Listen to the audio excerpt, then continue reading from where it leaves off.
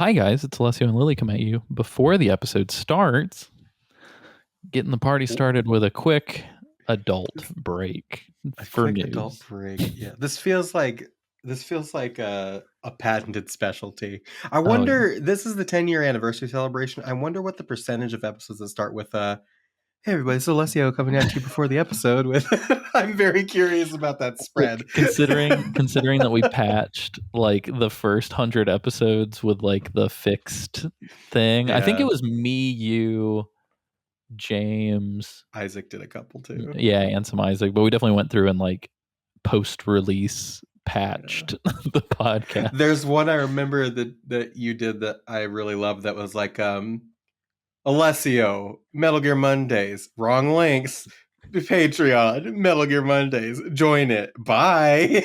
It was just like a very caveman That's very delineated funny. bits.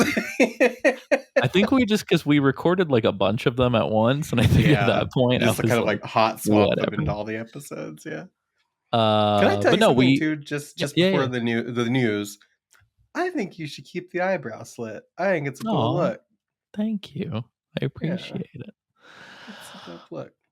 All right, so here we are at the beginning of the 10-year anniversary episode to tell you that Metal Gear Mondays is ending. No, I'm kidding. Again, yeah.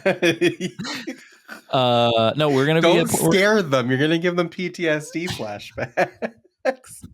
We're gonna be in Portland. Yay! Year 2. Finally. It's pretty cool. Unfortunately, very short notice. So hopefully, whoever's listening to this already lives in the Pacific Northwest. But if you don't, we're gonna be there in a few weeks. Yeah, in a few weeks. So we are going to be for the second year in a row at the Portland Retro Gaming Expo. That is going to be taking place Friday, October 17th, 2025 through Sunday, October 19th, 2025. And it's a really great time. Like I said, we went last year. We had a really phenomenal panels that we hosted with Colin Ryan and Bethan Walker. We also hosted Cam Clark, which is the main event for our purposes here on this podcast. But we're going to be back. So me and Alessio will be back this year, and we're going to be hosting a whopper of a panel starring David Hayter. A very special guest. Paul Eating. Wow. Fucking crazy. So it's going to be a big one. We don't know when that is. We'll keep y'all updated as time goes on, and I'm sure they'll. Yeah, we're speculating that it's going to be on Saturday, though. Yeah, that's what we imagine. But yeah, the 18th. We'll keep you posted. We just found out some of this news pretty recently, so it's all very exciting. But we will be there. Also confirmed to be there. If you are watching this with your eyes and you're seeing us on video, then you know about Chad and you know about Nick. Confirmed. Chad and Nick will also be there. Oh, yeah. Semi-confirmed, maybe Isaac and James. So we're going to try and get Isaac and James out as well and have like a big old Metal Gear Mondays party. So if you are able to come, if you are in the area, Kyle, looking at you. Love to see Kyle again. Come out, Portland Retro Gaming Expo. October 17th through October 19th. Yeah. 3-day passes are not awful for this kind of event. They are for 3-day pass, it's $90. I know, man, I feel like New York Comic Con was like $75, $80 a day or something crazy. Mm-hmm. Yeah. You can get individual day passes. I think Friday and Sunday are $40, and then Saturday is like 55-ish. Yeah, pretty good expo though. Specifically, I would say, Lily, who's the kind of person that you think would be most suited for this? I think somebody who likes game history. Yeah. Somebody who likes older sort of retro-y vendor tables. Yeah. There's going to be a lot of like retro. There's a lot of retro gaming stores and shops that show up and have booths there. Mm-hmm. They have like game consoles that are free play. There are like countless pinball machines that are free play that people in the community generously kind of donate for the event that you can play for you don't have to You don't have to have Yeah. quarters. You can just play pinball, and it's pretty freaking cool. I would say a Yeah, majority of the stuff there kind of falls into like the late 80s to late 90s kind of corridor, because like yeah, for a sure. bunch of developers from Neversoft are going to be there talking about Tony Hawk. We've Yep. got Charles Martinet, known by Mario voices, who's going to be Well, it's there. not just him. It's like Princess Peach, Yeah. Princess Rosalina, Peach. Bowser, the Koopalings, like they're gonna be there. So yeah, it's a lot of Yeah. like, and they kind of like changed. But like last year was really cool. They had like the cast of the Mortal Kombat games. Oh, that The was fun. Yeah. That was really fun. So yeah, Yeah. lots of really like cool stuff. We had Kay Ross on the podcast for Milligan Mondays. Watch out for Mhm. Fireballs is going to be there. So definitely Oh yeah. fun. Retronauts are going to be there. Retronauts are going to be there. So it's going to be a pretty exciting time. And of Yeah. course, the most important thing is that Mom and Dad are Alex going to be Hill's going to be there. there. Yeah, Alex Hill's going to be there. No, Mom and Dad, Alessio and Lily are going to be there to host this cool ass panel. But yeah, if that's your jam, and like I know they've got a bunch of old school Activision and old school Atari people there and stuff. Like if you particularly like old school stuff, I would say this is the place to go. And I would say even outside of that, if you like meeting and hanging with people at expos, but you don't like a trillion people or loud insanity or anything, like this is a very chill, like let's walk and talk and hang kind of an expo. Yeah, and it's like you don't have to scream over everybody to hear your friends or hear your party of people. It's like it's there's a lot of people, but it's a pretty chill hang. There's a llama there last year. Yeah. I don't know if he'll be back this year, but there was definitely a llama there last year, and so that might be worth it for you to come and see the llama. So yeah, it's very Come cool. hang. It'll be fun. We're Come super excited. hang. Yeah, we might be there is potential that there may be a second panel that we'll be hosting that is David only. That may, if I was a betting person, I would say Sunday, probably more than likely would be when that happens. And it would probably be akin to the one we did with Cam. A little bit more ridiculous, a little bit more goofy. Much like last year, these are probably going to be recorded, so we will make sure we put out a PRGE 2025 episode that's got the recordings of the panels, and we are also more than likely going to be doing some follow-up interviews with David and Paul, kind of like we did with our one-on-one interviews last year. And we'll probably also do some like group hang recordings in the hotel rooms and stuff like that. So if you are at all interested and have yet to do it, or if you have recently done it, or if you're just like waiting for new stuff, if you're a free patron or you have a free Patreon account and you are subscribed to us or whatever, we are, just to sort of kick off the celebration, at some point this week, I'm going to put up Cam Clark and Paul Eiding's one-on-one interviews with us uncut as freebies. The interviews that we did with PRGE last year in person. They're going to be freebies uncut as 2 individual uploads.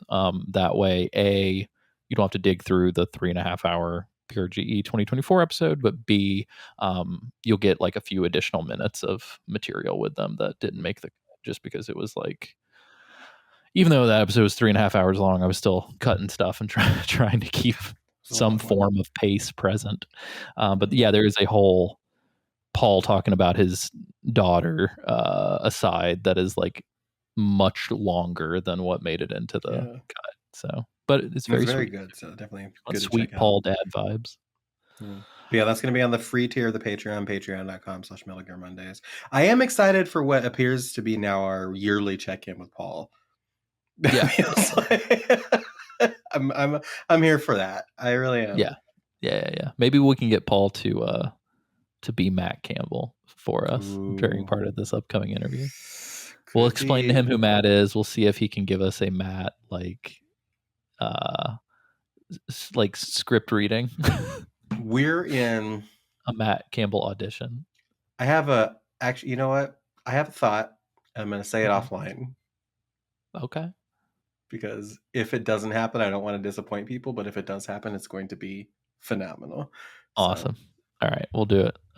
Cool. Well, you guys, I hope you enjoy the episode. Get ready. Speaking of retro, for some fun retro throwback music that you're going to be hearing shortly. 10 years, everybody. Wow. What the hell? Bye.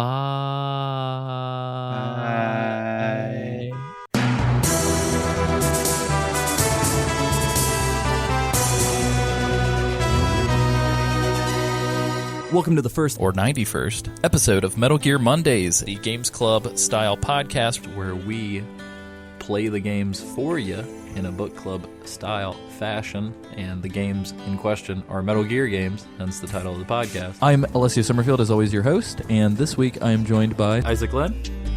Hello. Hello. Liliana Wright.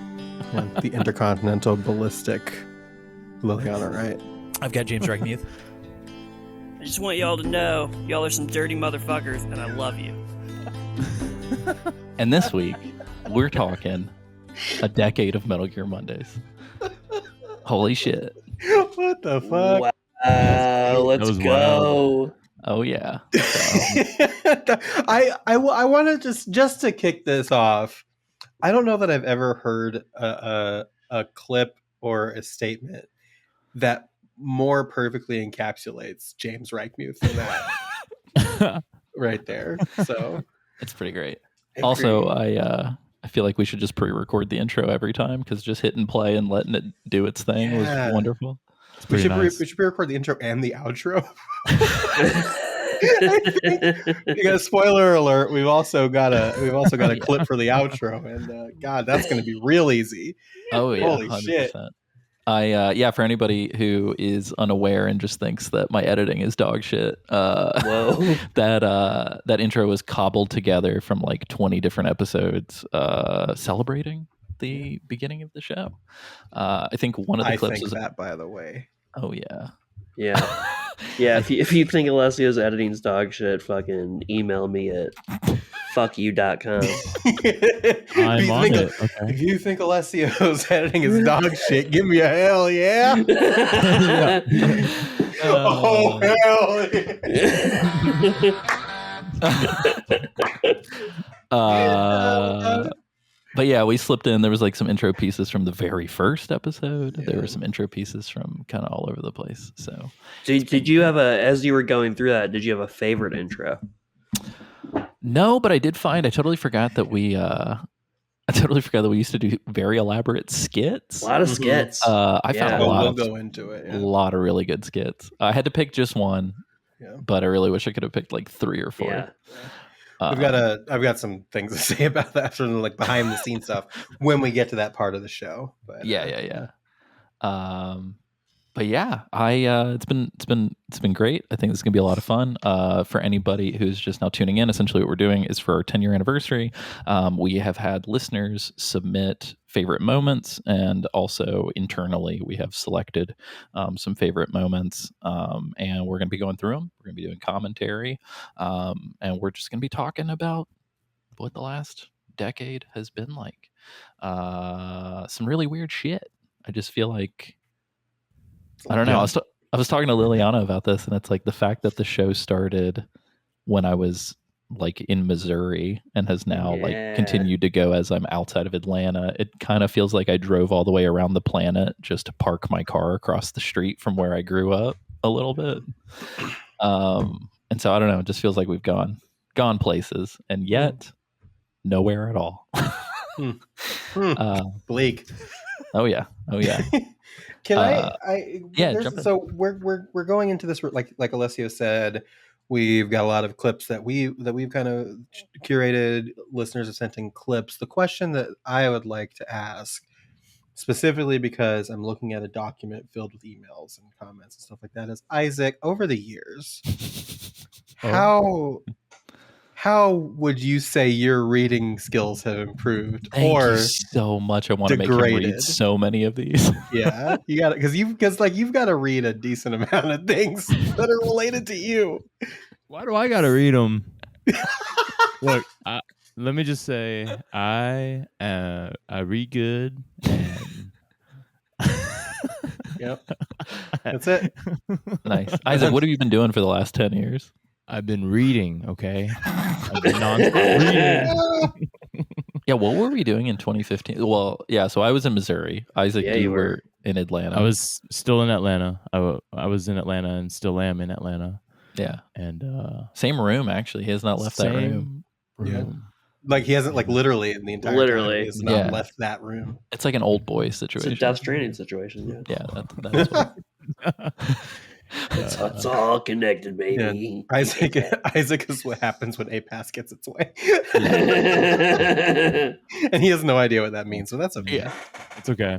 I'll imagine. Oh, that's pretty nice. Thanks. Dude, for $10. Sick. Yeah, I could have seen him imagine. Could have seen that. Yep. Yeah. Anyway. Yeah. I think, Isaac, you have done some transformative shit. You were not like bouldering and rock climbing like a beast when we started. Isaac's buff as shit, dude. Hell yeah. If it was, when we started, I was like a scrawny little kid just out in the world trying to make a buck. Pillsbury Doughboy, just ready with potential. Yeah. Yeah. I don't know. Life is crazy. I didn't think I'd be on this podcast for so long. You and me both, brother. Yeah. God damn. To be fair, I mean, I guess I haven't been on it like this past season. Yeah, I've been when I was digging for clips, I was trying to figure out where the drop off happened because there definitely was like a moment when Isaac just became cool Uncle Isaac who dips in to check on the kids from time to time. I think it might have been. It might have been Death Stranding or 5. Yeah, I think it was just before I moved to New York. Yeah, because we had just all gone to Renton and shit. Yeah, well, because it was because me and Alessio covered MGS 5, just the two of us, so it would have probably been around then. Yeah. Well, the door is always open. The seat is always warm. Isaac Lim. Isaac had longer hair in 2015 when I met him. Is this true? Oh, that's true. And then now he keeps it real short now. Yeah. Wow. I found some old photos the other day from me and Isaac hanging out, I think in like 2007, 2006. Oof. Oh gosh. And he had much longer hair. He had like the swoop going on. I like that. There's a picture, and this was before James joined the show officially. So it was when I came to St. Louis that one time. Mm-hmm. Championship belt time, yeah. That's When right. the champ ran the city, absolutely. That's right. I remember that. And that was also the first time I had met Isaac in person. Yeah, because Alessio had come to Columbus for the OGDE. Oh yeah. The year prior, and so then the next year I came to St. Louis, and there's a picture in the co-op y'all worked at. Oh yeah. Where we're sitting on the couch, and it's me doing the 2 sweet. And it's Alessio doing the thumbs up, and then it's Isaac just like doing this with his hands. Like he doesn't know what to do with his hands. And I've never wanted to recreate a picture so badly. Yeah. We have to. Isaac's contemplating orb. Yeah. This is invisible orb. Just holding balls. I'm actually looking at it right now. I don't even know if you'll be able to see it, but there's the picture of me, the cop. And the belt, and you got Isaac over here. Found the one friendly cop in St. Louis. Yeah, smiling with his coffee. Let it be known. No, never mind. It wasn't pre Mike Brown. Was it? No, Mike Brown was 2016. Is that right? I'll fact check you on that. I think so. I think Mike Brown happened while I was still. It was right before James, you and I started working together because I was still doing Feast TV. I think. Shout out Feast TV. Feast TV. 2014. 2014. Whoa. Oh wow! So a year before the podcast, even. Yeah. And then also in this picture in the background, remember that guy with the jewelry that was like harassing us? Oh yeah. We caught him in the background. Yeah. Fuck you guys. Caught in 4K. Mike Brown happened 11 years ago, and nothing has changed. Damn. Yeah. Jeez. Let's move swiftly along. Please. God. James, what the fuck have you been doing in the last 10 years? The first episode James was on was after Metal Gear Survive. I think it was Revenge. Yeah. What year was it? That was Let me see, because it was episode 72, I think it was, Yeah. with the new right. numbering. So it must have been like 2018. Because I think like everything like shifts a year because of how like the Yeah. well, not everything. Yeah. But, like most. It's things, crazy out there. No, it's been a wild ride, y'all. I feel like, what is that? 2018? It's like 7-8 years. Yeah. I am not good at math. 7 years, I think. Yeah, about 7 years. I was like a little child back then. I feel like 31, y'all. Yeah, we were Like, all quite young. We were young. Yeah. And now I still feel young.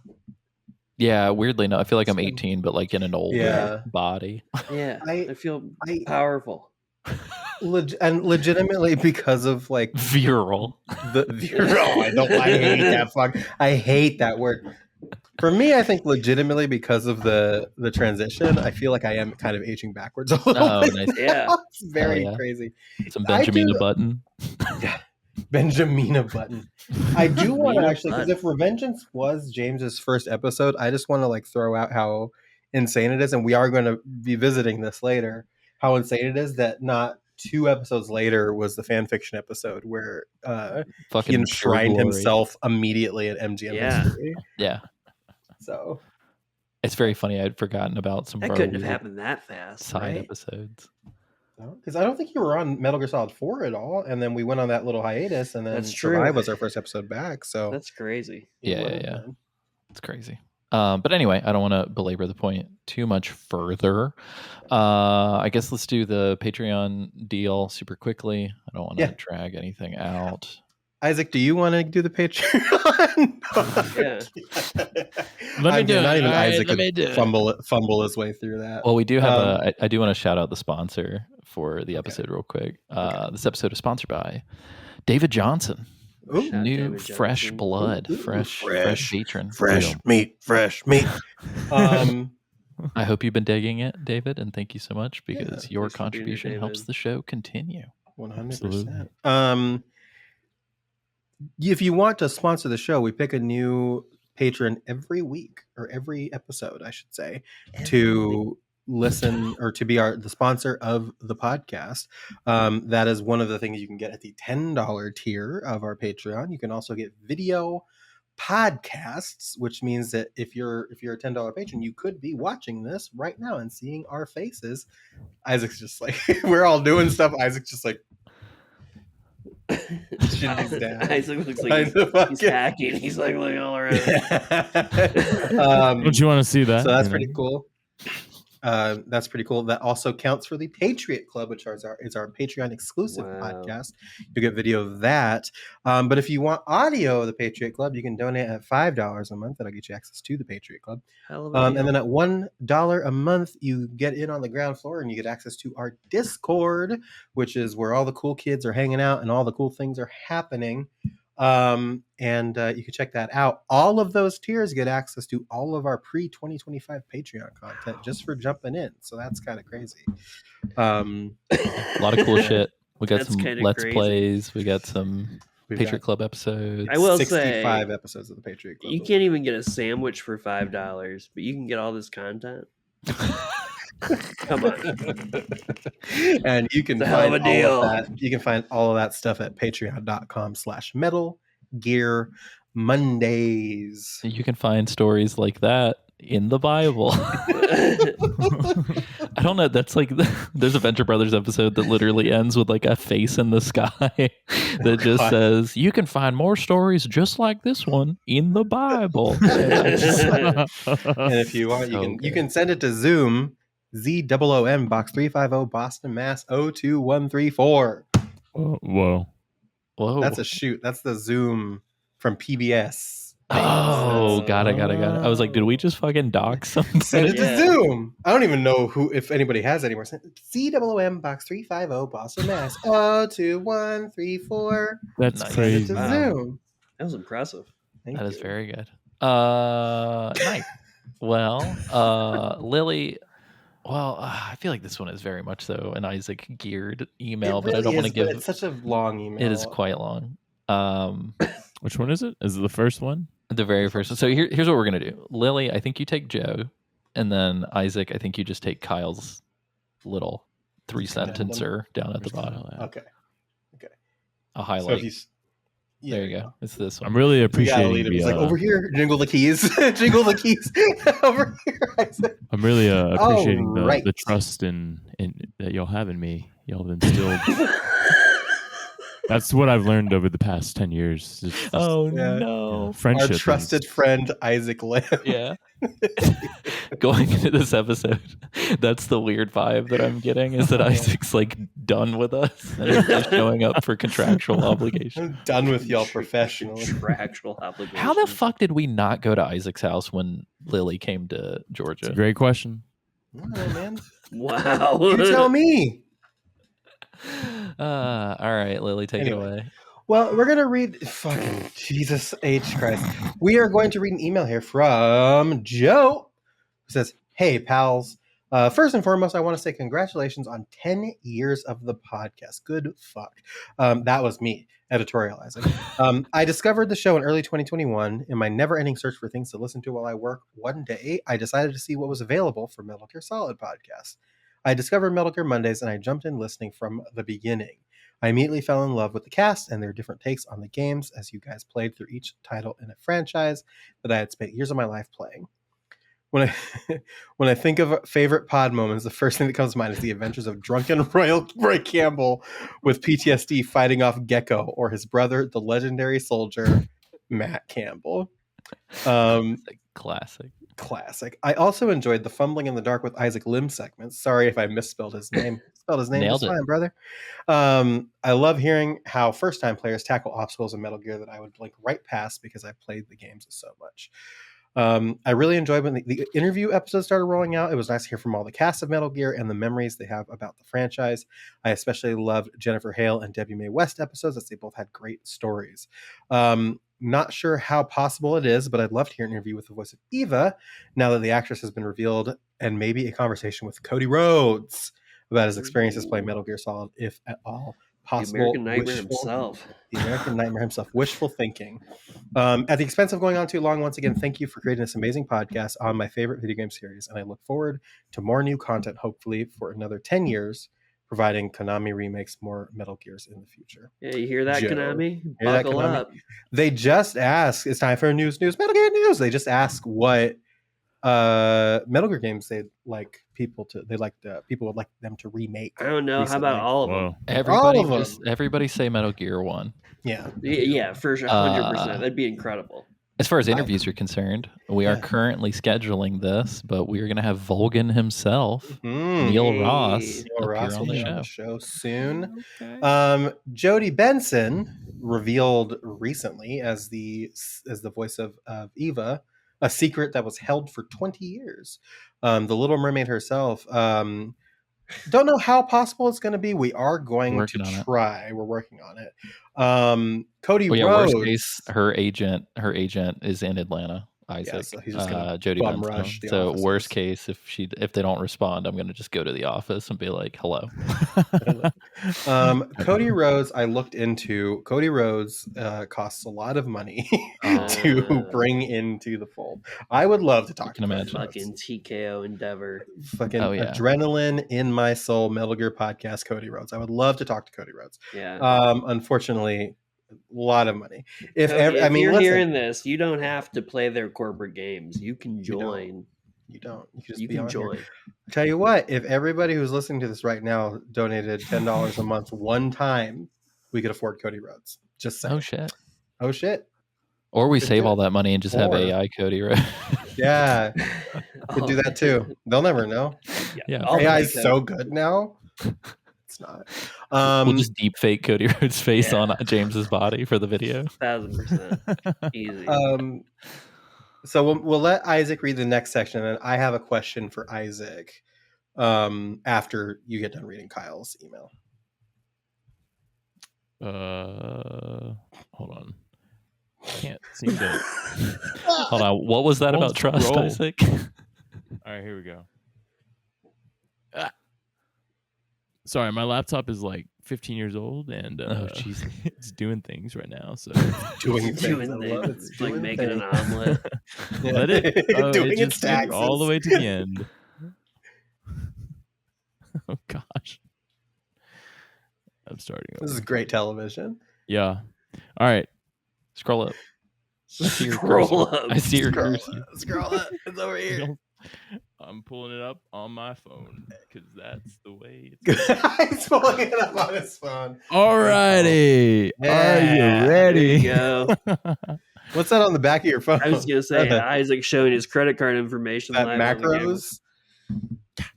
Oh, Wow. So if Got you 'em. pay for the $10 a month, you can also steal Isaac's identity. it's a train ticket, you know. It's a deal. I'm a world traveler. Sure, yeah. World travel. All right, this is from Kyle. Kyle, no last name.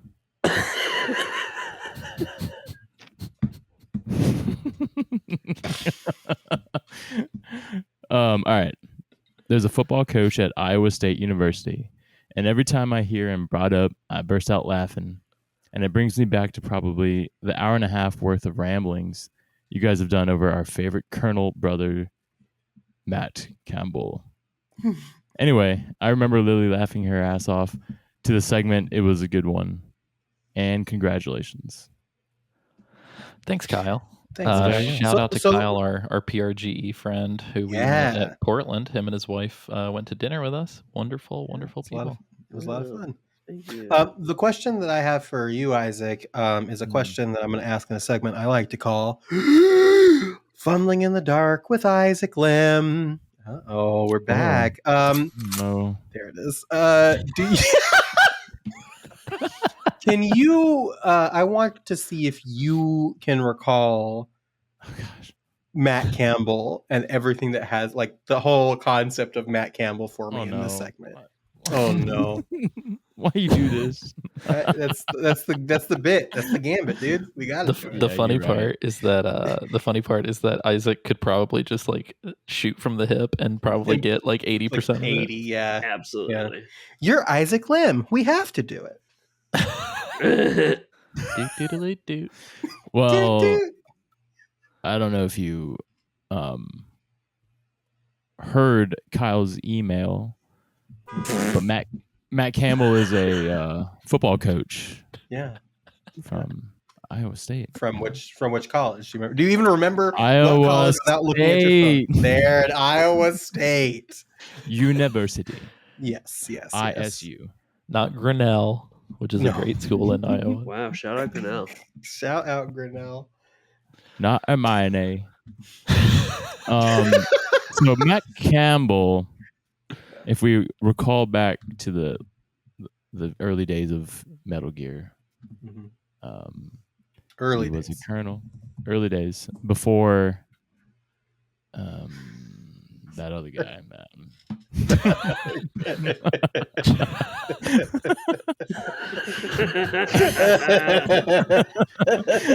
But we don't talk about him. But anyway,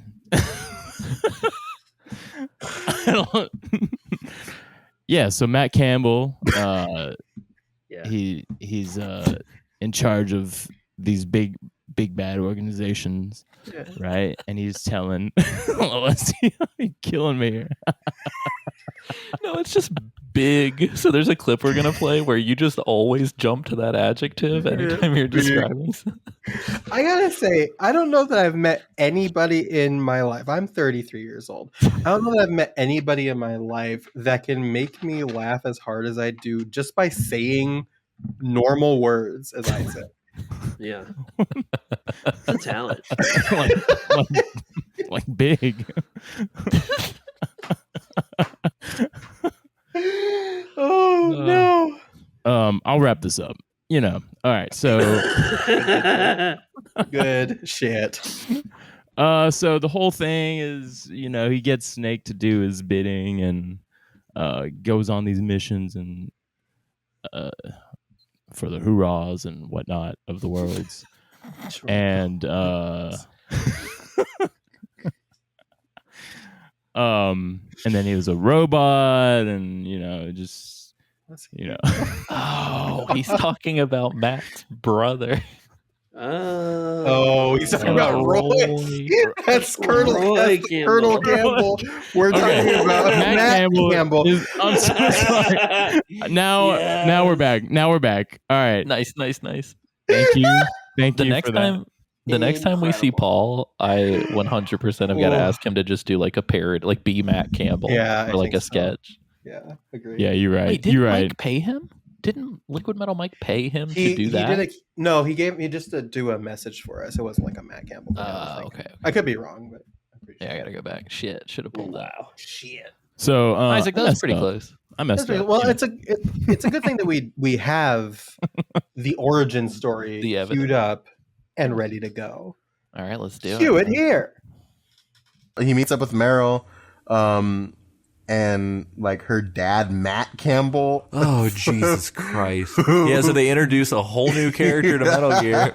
So my favorite exclusively thing via about this- text. Exclusively via text for the Snake Tail, knowing full well that as people who have played Metal Gear Solid 1 that Colonel Campbell is actually her father.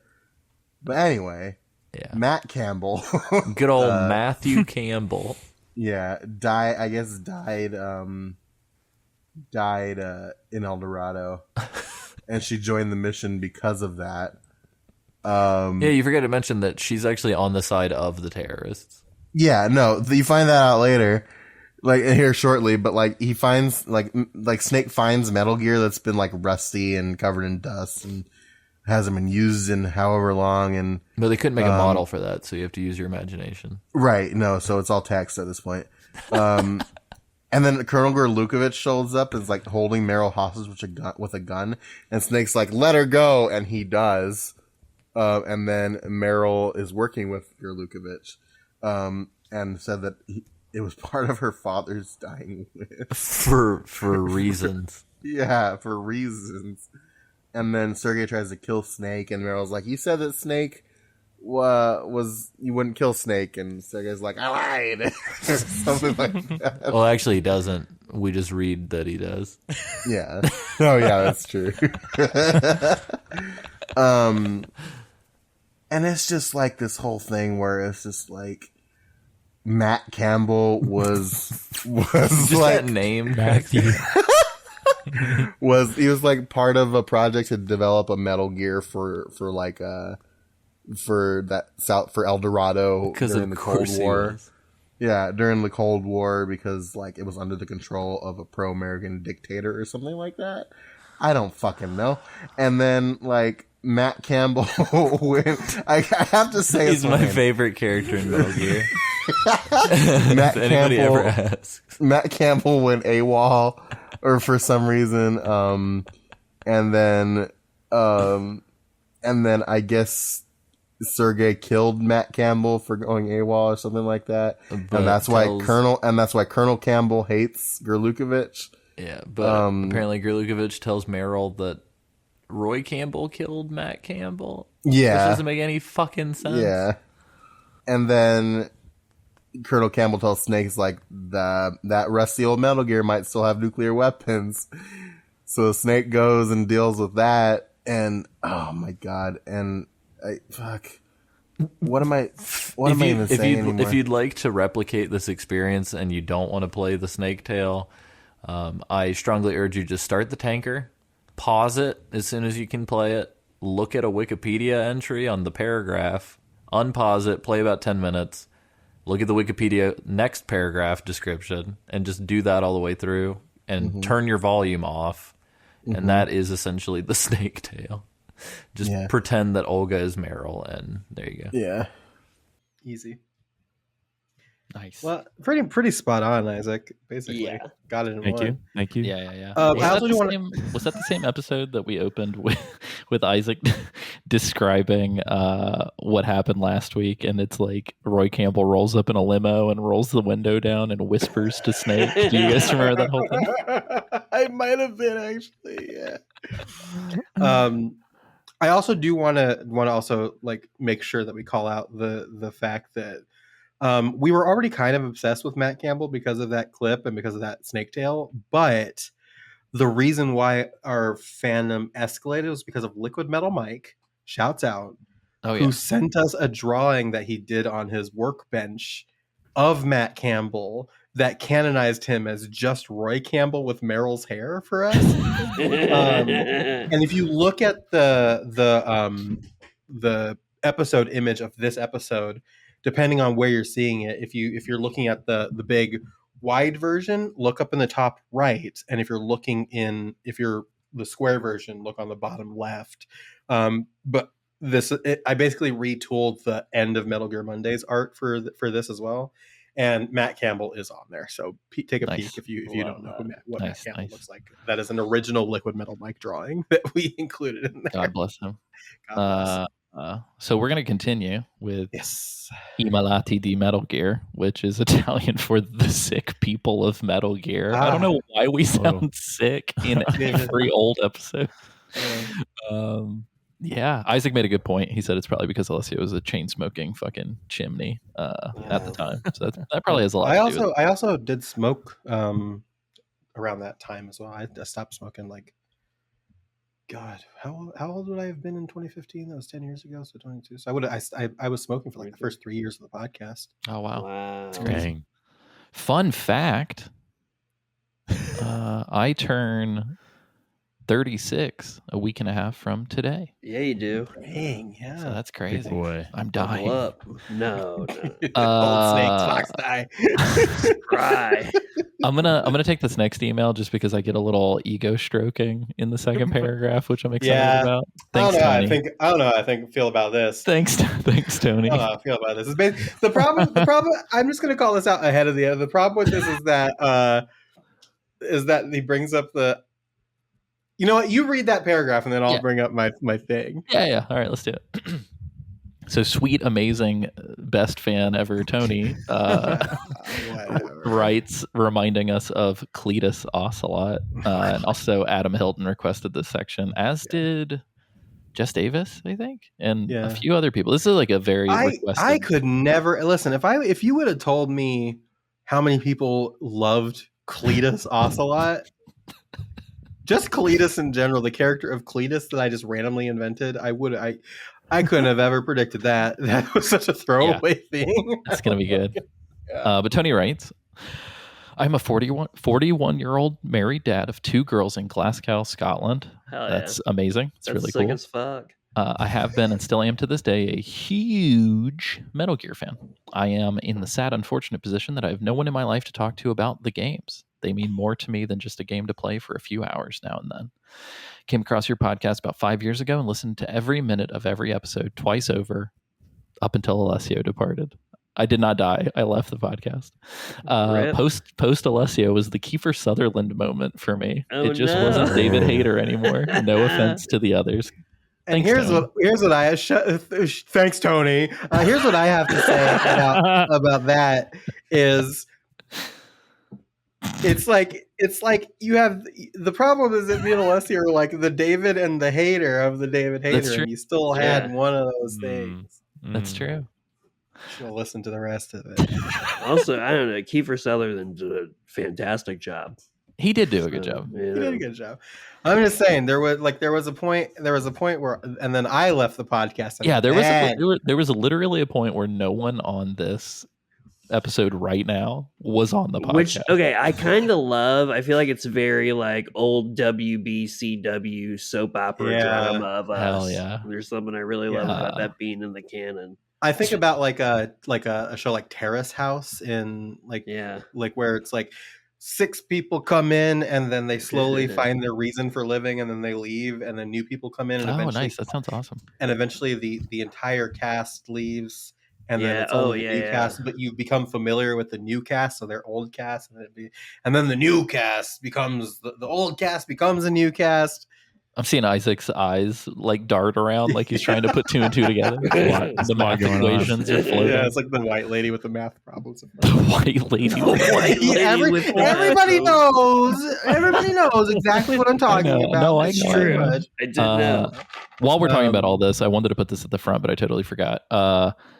10 years Metal Gear Mondays, you're hearing our voices right now. We are sure we are the predominant voices, but I just want to say that over the last 10 years, we've had so many guests, so many hosts, so many friends, so many interviews, and countless people behind the scenes, and people encouraging us and helping us and all this other shit. So there wouldn't be 10 years of Metal Gear Mondays without tons of other people, and we can name names, but I don't want to sit here and just rattle off like 30 people's names. And so I just want to say thank you to everybody who's been involved with the project since 2015. Let me continue with Tony. Anyway, continue with Tony. Hey, you know, Tori was your best friend, which we'll hear about later. Tony is my best friend now. So sorry, guys. Bye, Isaac. Damn. Bye, Isaac.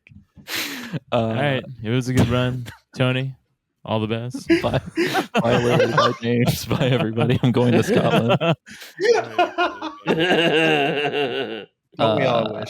Well, shit. I know North Ireland is in the EU, but I think that's the only part of the UK. North Ireland, is it really? Is Northern Ireland part of the EU and also part of the UK? I think good for them, honestly. Yeah, because let's just say your boys eyeballing some potential moving places. Yeah, I fucking bet. Oh, brother. Anyway, okay. Additionally, I reached out to Liliana a few years ago when at the time Sam was going through some tough times. I received a very thoughtful and heartfelt reply, which meant more to me than she will ever understand. Your podcast holds a place in my heart like no other. I've run half marathons to your voices, decorated my house to your podcast, spent countless night shifts in my job at the Scottish Ambulance Service listening to you. I'm delighted the gang are back together. I cannot wait to hear your discussion around Death Stranding 2 and Metal Gear Delta. This time I will be listening weekly as opposed to arriving to the party 2 years too late like last time.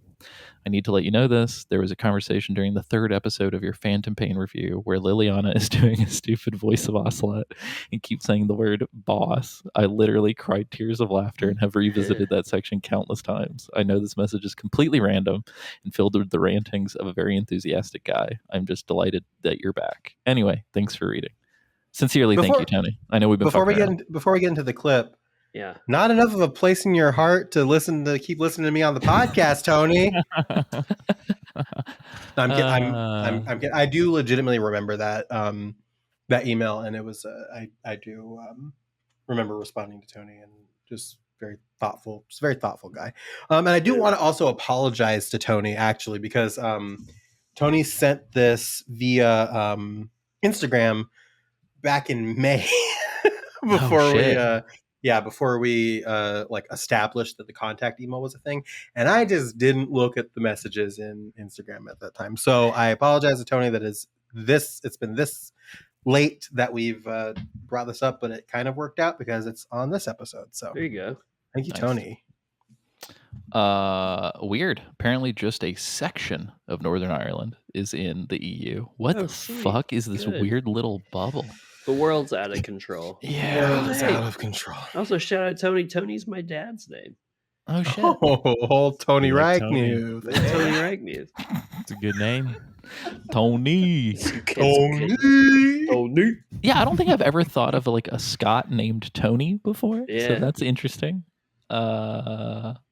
I don't know. I don't know if that's a traditional Scottish name or not, but when I hear Tony, I think of like Italian dudes named Anthony, like Antonio or something.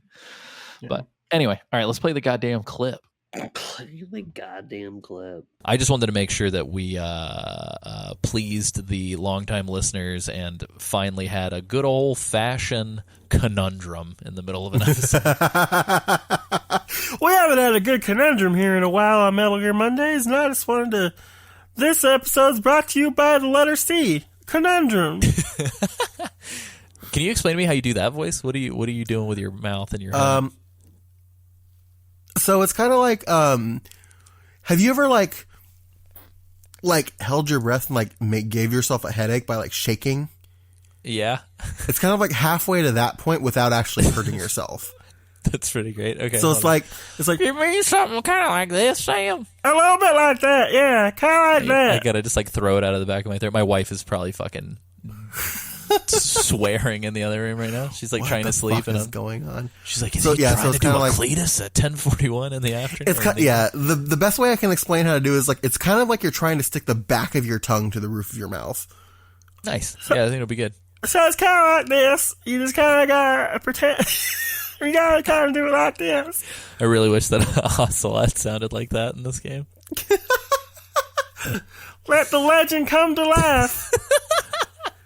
Go, big boss. It's no use. She could be a spy, or me, or you. We're all spies here. I'm Revolver Ocelot. Some call me Shalashaska. I'm real good at shooting guns. Look at this little puppy. He'll be a good soldier, and someday when he's bigger. Oh my god! I don't think I've lost my shit on this show in a long time. The rifling. The decoration serves no purpose. It serves no purpose. But you got some good shooting, kid. Boss, you should come to base. The men miss you. You just saying "boss" and that voice cracks me up. Boss! Boss! There's like a sadness to it, kind of. It's like when you say it, it's like, man, boss hasn't looked in your direction in quite a while. Boss, I miss you. I haven't seen your face in so long. Boss! Boss! Boss! Oh my god. Alright. No! That is not the Whopper!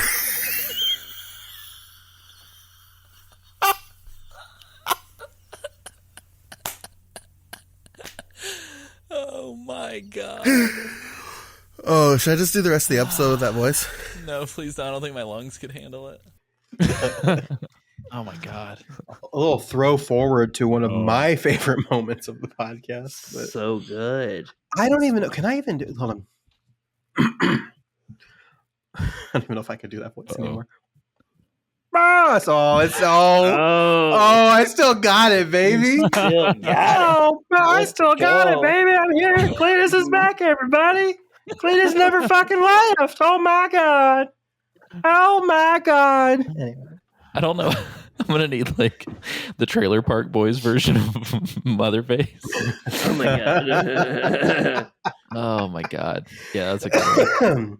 Thank you everybody who emphatically wrote in asking for that to be. Yeah, there's multiple people. I do want to bring up too, Tony, when Tony was bringing up the email that he sent, he put Sam in quotation marks, which I do appreciate. I made a little note because I was the one that made the post about requesting emails and clips and memories and stuff. But it holds true. Obviously, 10 years of doing this podcast. We've been back doing it for like 4 or 5 months now, something like that.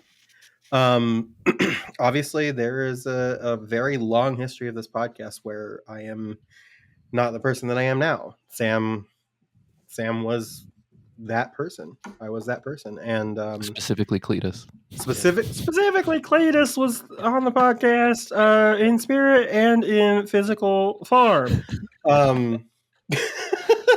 But I'm like super happy. I'm super comfortable with like who I am and who I have become in the time that I've been going through my transition and stuff like that. So like, I think it's fun to look back and like see how far they've come. And I think one of my favorite things about doing stuff like this is like you can kind of mark where you were in your like personal, physical, emotional development at the time. And it's just really fun to like look back at those times, knowing where I am now and like what I am, just like what I'm doing, and see that person. So like I don't begrudge people who like, again, like we couldn't, if I was like super sensitive about Sam, I don't even think we would have pulled any of these clips. We wouldn't have done this episode.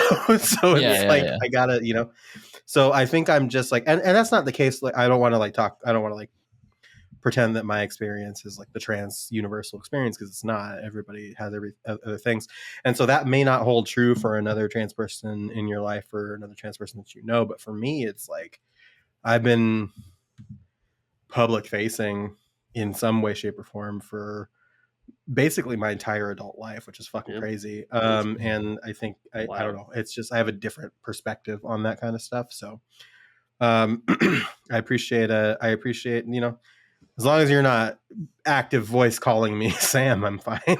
Yeah. So that's good. Yeah. Nice. Isaac, if you were ever wondering what we were doing on episodes without you, it was that. It was absolutely that. I really missed out. Yeah. We had to fill the void in our hearts with Cletus. Is what we had to do. Big shout out Cletus. Isaac, did you ever end up playing Metal Gear Solid 5? I can't remember. I've picked it up a couple times and I have not finished. Word. Maybe I will. I don't know. It's we got a remaster on our hands. Oh yeah. Maybe. I'm actually very surprised we crammed Metal Gear Solid 5 into like 4 episodes or 3 episodes. Yeah, because they're like 4-hour fucking or 3.5 hour long episodes or something. Yeah. Which actually did it justice, I feel, which is crazy. Cletus was born out of pure exhaustion. Yeah. I would be, honestly, because that was our final coverage episode. So yeah, definitely pure exhaustion. I would love to. Crazy. Yeah, I don't know. Maybe I would love to do Metal Gear Solid 5 again necessarily, but I would. I haven't played it in a while. I would love to. If we ever went back and did Metal Gear Solid 5, I think my goal for that would be to do it in more reasonable chunks as opposed to 3.5 to 4 hour opuses. Yeah. I mean, to be fair, that game, a majority of it is just being like, you go from point A to point B and you can run or use a Jeep. And it's just and then a lot of it's a podcast. Yeah. And a lot of it is literally a podcast. Fuck, I feel like I was about to say one of my favorite moments in all of the show. I just want to say this. There's no like clip associated, but it does involve Isaac. So I just wanted to, while we're talking about Isaac before he left the show, was when we were recording the first spooky month we ever did with Silent Hill 2 and Uzumaki. I don't know. It was just, I feel like on one of those 2 episodes, funny enough, and I'm not saying this to blow up Isaac's spot, but on one of those 2 episodes, I think Isaac fell asleep. Yeah, at the end. And like we were doing the outro, Isaac fell asleep. Yeah. Did I? But I will say that like Isaac was super engaged in both of those episodes, and I just remember like really digging in deep and talking about those things with you. And so I just wanted to let you know that I remember that. And I really enjoyed those 2 episodes. So they were a lot of fun. I had nightmares. Hell yeah. Ready to do it again with a more realistic, even scarier version, Isaac? Yeah. Silent Hill 2 remake. And then we have to watch the 4-episode anime version of Uzumaki and cover that. Yeah. It's very pretty. The first episode's very pretty. You can tell the rest of it, there's something happened to the rest of it. We don't talk about the rest of it. It fell off a truck. Yeah. Lily, do you want to queue up these next 2 bits? Yeah. I don't know why I lumped them together. I think it's because originally there weren't so many of these, and so I was like trying to group them in a way that we could talk about. Yeah. Alessio has what I would call a reputation. And that is something that became very clear over the course of this podcast. Alessio likes it when powerful female figures step on his body and degrade him. Who among us? Thank you. I like women who are strong-willed and know what they want, and they're mean about it. Yeah. Okay, listen. I'm about to fucking listen. It's okay. Yes, true. I am very gay. Okay, and that was something that I discovered over. It's actually very funny because actually one of the journeys that I went on the podcast was like my sexual fucking life, my journey. And there was like a period of time where if you go back and listen to the podcast, like Sam is gay. Like that's the thing. And then I was like, bye. And then I was like, no, I don't like men. Men are stupid. And then I was like, oh, I'm a woman and I like women. And now I'm gay again. So it's kind of like a full circle moment. Truly. The Ouroboros. And ever since the Ouroboros of homosexuality, yes. And ever since that all happened, can I tell you, I understand Alessio more than I've ever understood him in my life. Wow. But one of the things in this exact example that we're about to talk about, I just need people to know it has nothing to do with like blonde, shapely women. Mm-hmm. Like it is specifically like the vibe, like the attitude. You say that, and then there is a slight anecdote towards the end of this clip about the wife. So okay, if you say so. Anyway, we will play this clip about Bowsette. Also from spooky season. Funny enough. True. Yeah. Oh, you mean like the? Yeah, I think Vamp's Hallway is gorier technically, but I think Vamp's Hallway Ninja's is creepier. Ninja's is creepier. Vamp's is gorier. Yeah, he bites those boys. Yeah, I want Bowsette to bite me. No, I'm kidding. Holy shit! That was that is spoilers. That's our number one spookiest moment. I was not prepared. I'm sorry, guys. I was not prepared for that. I just want Monster Girls to step on me. All right. Oh my god, Bowsette has awakened something. No, it's not. No, I guess Bowsette hasn't awakened. It's always been there. It's just now it's like bubbling on the surface. Yeah, it's like. Yeah, we're all here now. I've known Alessio for a long time, and he just always wanted to get stepped on. Just always wants to get stepped on by Monster Girls. How's you need to stop me if this is too personal. How's the crusade to get Kristen to dress up as Bowsette for Halloween? I have no idea. I've not been home in 2 weeks, so I have no idea. Oh man, maybe that'll be a surprise when you get home. Yeah. She'll just be dressed as Bowsette, and then oh no, then you can die. I literally just instantly die. Mm-hmm. I'll be on the news. But yeah. Anyway, Cyber Ninja's Hallway. Right. So a man gets chopped in half. Yeah, I feel like that might have been the smoothest joke I've ever told in my life. The see you on the news. See you on the news is so fucking funny.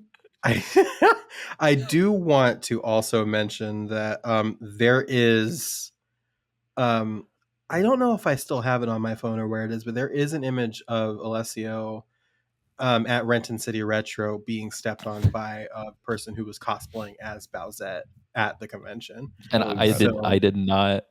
Maybe I was the one who asked her. I can't remember. Yeah, oh yeah, it was. Yeah. It was 100% the one who you were the one. She was really fucking stoked about it though. She was she was super into it. Which I feel like if you're gonna dress as Bowsette, you kind of have to do that. I guess. You don't have to. I was for research purposes looking at pictures of Bowsette. And I realized that fucking Bernice from Zenless Zone Zero is literally just Bowsette minus the shell and the horns and plus a flamethrower. And I was just like, all right. It's a lot of changes and substitutions you have to make that comparison. I did send you that tattoo that I saw on Reddit earlier. It actually looked pretty cool. It was a good looking tattoo, but also it was like busty Bowsette, like with her like tits together and on somebody's forearm. What is up with people having like super shit like that on their tattoos? forearms? It's I truly don't know. Isaac, I don't know if it's like this near where you live, but where I'm at, I have noticed so many fucking people who drive around with tons of anime stickers on their cars. It is very weird. I was like, what is happening? Yeah.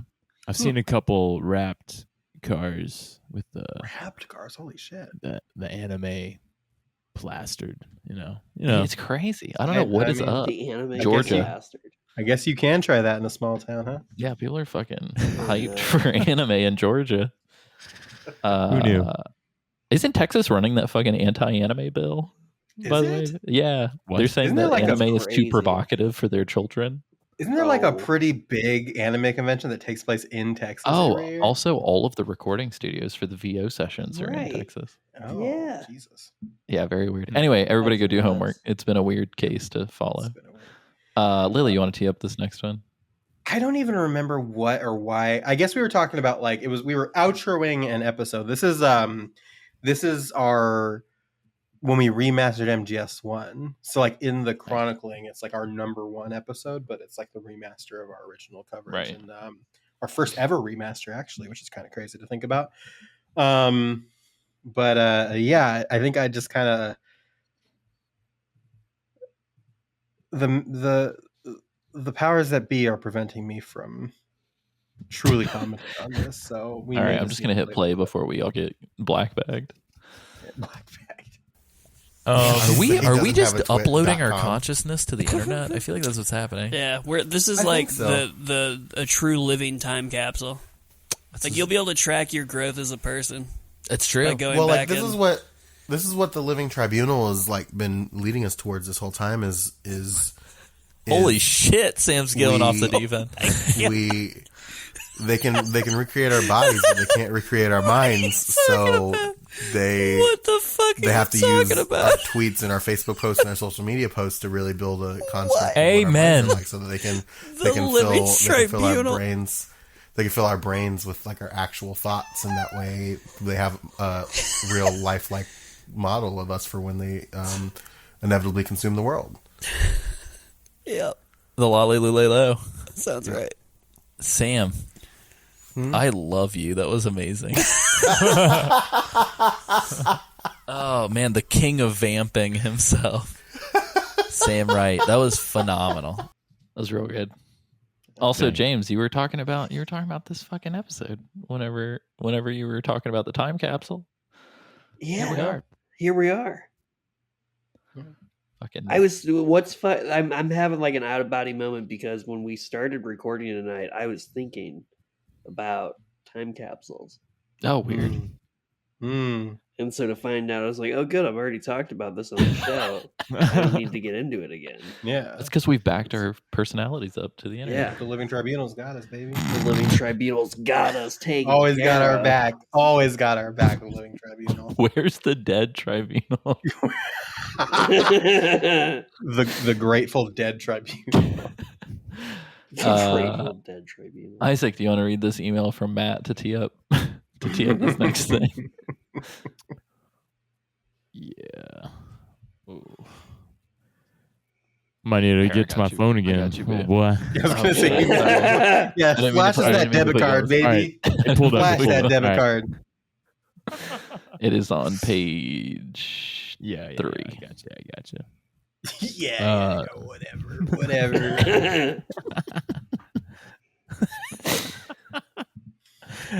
All right. This is from Matt, aka Ferg, on Discord. I don't know if you wanted me to say that, but that's fine. Yeah, it's in there.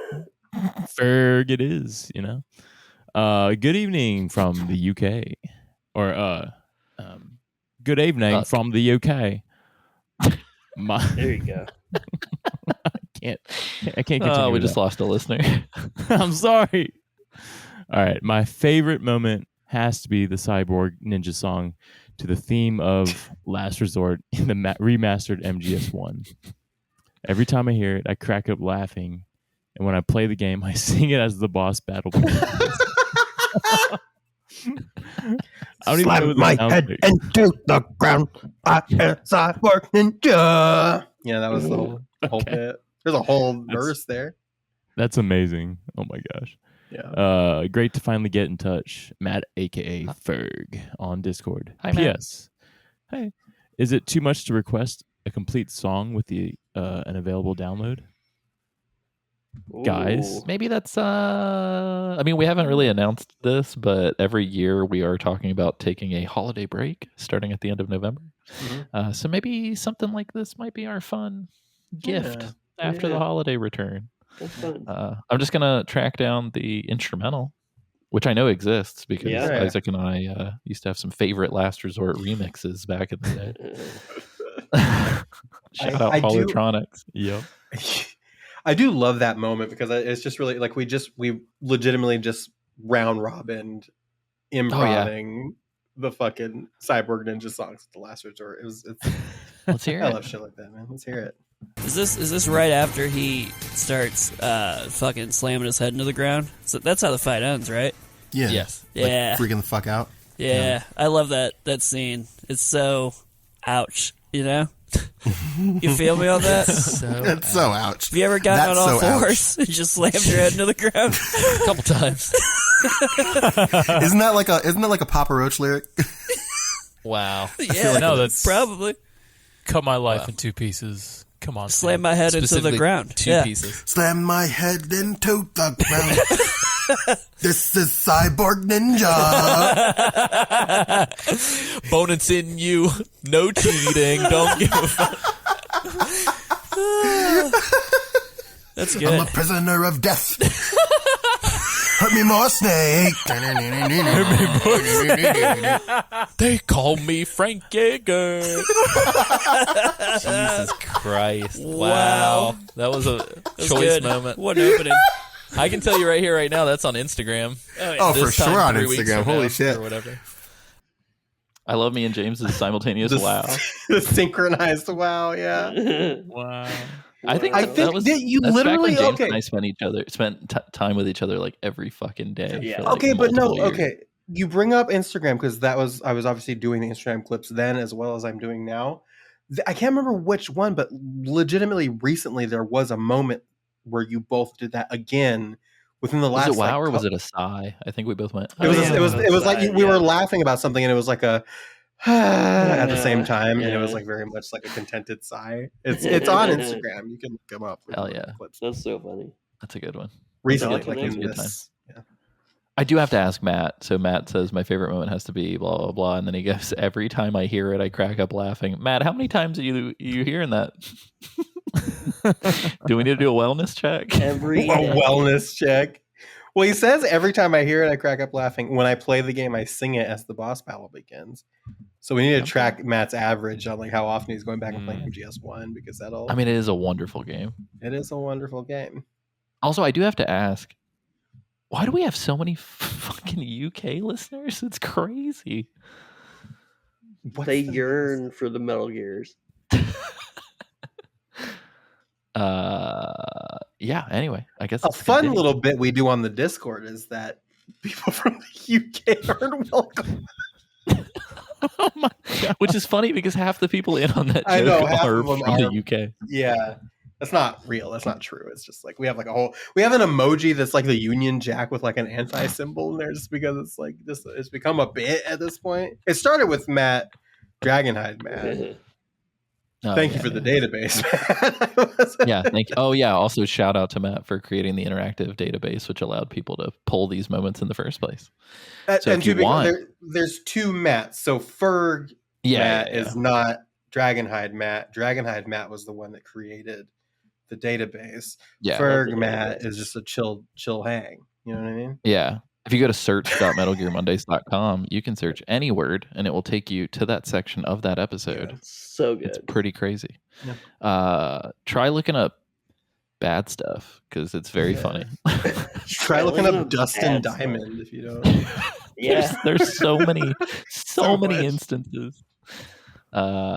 Speaking of things to look at, oh my God, we perfectly teed this up. So just for shits and giggles, we were looking up crazy shit and somebody looked up someone's name and it brought us to this clip. So I I'm think just this gonna was play Chad. it. Didn't Chad look this up or did you look this up? I Chad. think I looked. I think Okay, I looked. okay. No, Chad looked up the R slur. Oh man. God. Don't look up that one. Yikes. Please don't look up that one. And but then I looked up something that led us to this. So I'm just gonna hit play.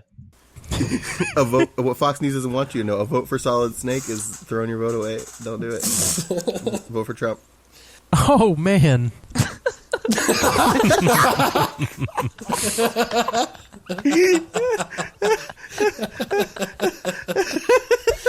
Ooh, okay, so yeah, we got Somebody old vaping? friends, we got new friends, we got vape friends. We're back here with the newest part of the Metal Gear Solid 3 coverage. I don't know why, but it's like something about us laughing about that and then it divulging into pure chaos is so funny to me. But that laugh too. Oh man, I do want to clarify. I miss Cameron's laugh. I'm gonna go ahead and say that, even if it sounds a little weird and homoerotic. Cameron had a good laugh. Cameron has a good laugh. He's still alive, but he's still. I hope.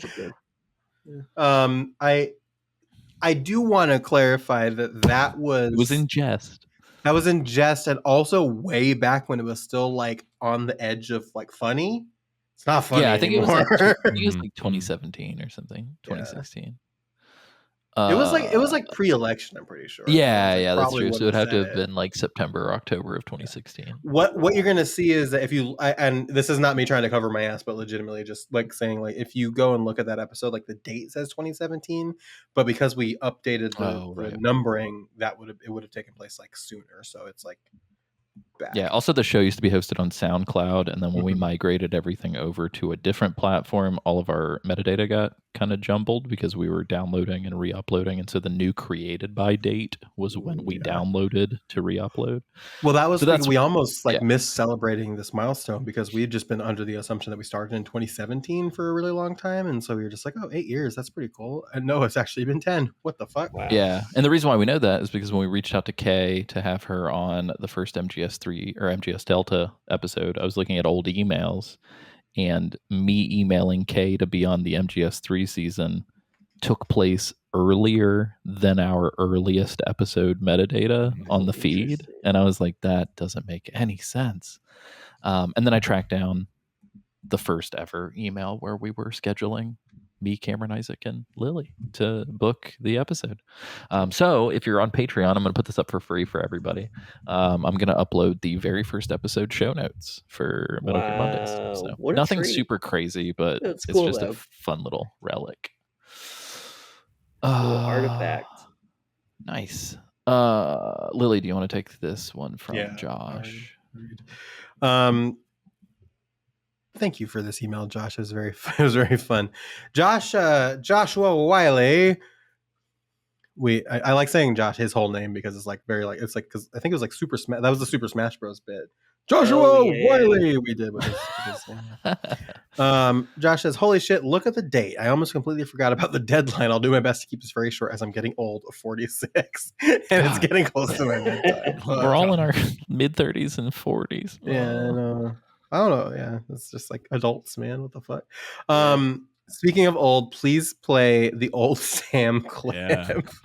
The people who haven't heard it before need to hear it. I've always meant to write you guys about how much that segment meant to me and all the reasons why, but I'll skip all that for now. I'm actually very curious why it means so much to you. I think it's great, but I'm very curious. In short, it was about, here we go. Friendship in general, but on that particular night, the friendship between three individuals, hearing Alessio, Isaac, and Lily making each other laugh hysterically for minutes on end with this silly impromptu bit was and is absolute gold. And then minutes later, the announcement that the show was basically over. Woof. Yeah, that was MGS4 before that first hiatus. We just like to keep y'all on your toes. Yeah, I never thought I would hear you guys again after that episode, which made the whole bit bittersweet, but still absolutely hilarious. I even requested and received merch based on this bit, which I still have, by the way. And you were also still to this day the only person that ever purchased it, which is fine. Because I sent Josh a message back that was like it was worth making it because it wasn't super difficult, and also our merch shop at the time was on demand, so we didn't have to worry about production. I have to see if I can find. I did buy a bunch of. I bought a bunch of Fumbling in the Dark with Isaac Lim stickers. Back in the day. I got to see if I can find them. Oh gosh. Yeah. That's so if there is any moment, any episode that defines this podcast to me, that's it. Also, James wasn't part of that particular memory, but he is such an integral part of the show, and the celebration belongs to him as much as anyone. There's no bigger fan of the Stinger, aka Durat King, aka Dustin, than I. Love all you guys. Happy anniversary. Thank you so much for the laughs and the memories. Here's to 10 more. That's very sweet. That was a really nice note, Josh. Oh shit! I just noticed that after this one, we are on a roll for some of the best fucking moments in this podcast. I'm not ready. I'm not ready. Yeah, my body is not ready. My child is going to wake up. All right, so yeah, just going into this one, just know this is like a 6-minute long clip. So just let's all hang, I guess. It's pretty lengthy. It's girthy. Yeah. All right, here girthy we clip. go. I'm going to press play. We got a couple listener responses, nothing too hefty, so we're probably going to be pretty in and out, and then you finally get to hear what the big special secret is. Oh, shit, it's like the after credits sequence. So we got old Sam here and new Isaac. That's me. I'm old Sam. Sam's cloning is aging him exponentially. I got Fox dye. You guys better watch out. I'm ready to read some listener responses, god damn it. Old Sam, where are you from? Are you from the South? Is that a Southern accent? Somewhere. Old Sam, can you read the 2 iTunes reviews that we have? Maybe. You got the vapors, old Sam? You got it.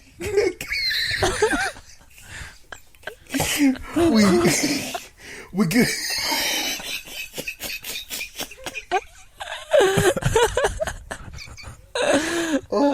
Hey, hold on. I got intruders. Not where almost done. Sorry. Okay. Sorry, Mom. We got an iTunes review. 5 stars from Iroquois Pliskin. Question mark. Iroquois Pliskin. Question mark says that Pizza Hut demo though. Keep up the great work, boys. Thank you, Iroquois Pliskin. Question mark. We also got another iTunes review from Quacker Jack. Great name, Quacker Jack. I like it. It's only 4 stars though. Old Sam don't like 4 stars. Whoa, buddy boy. 4 stars. He's got some things to say, so I better get to reading.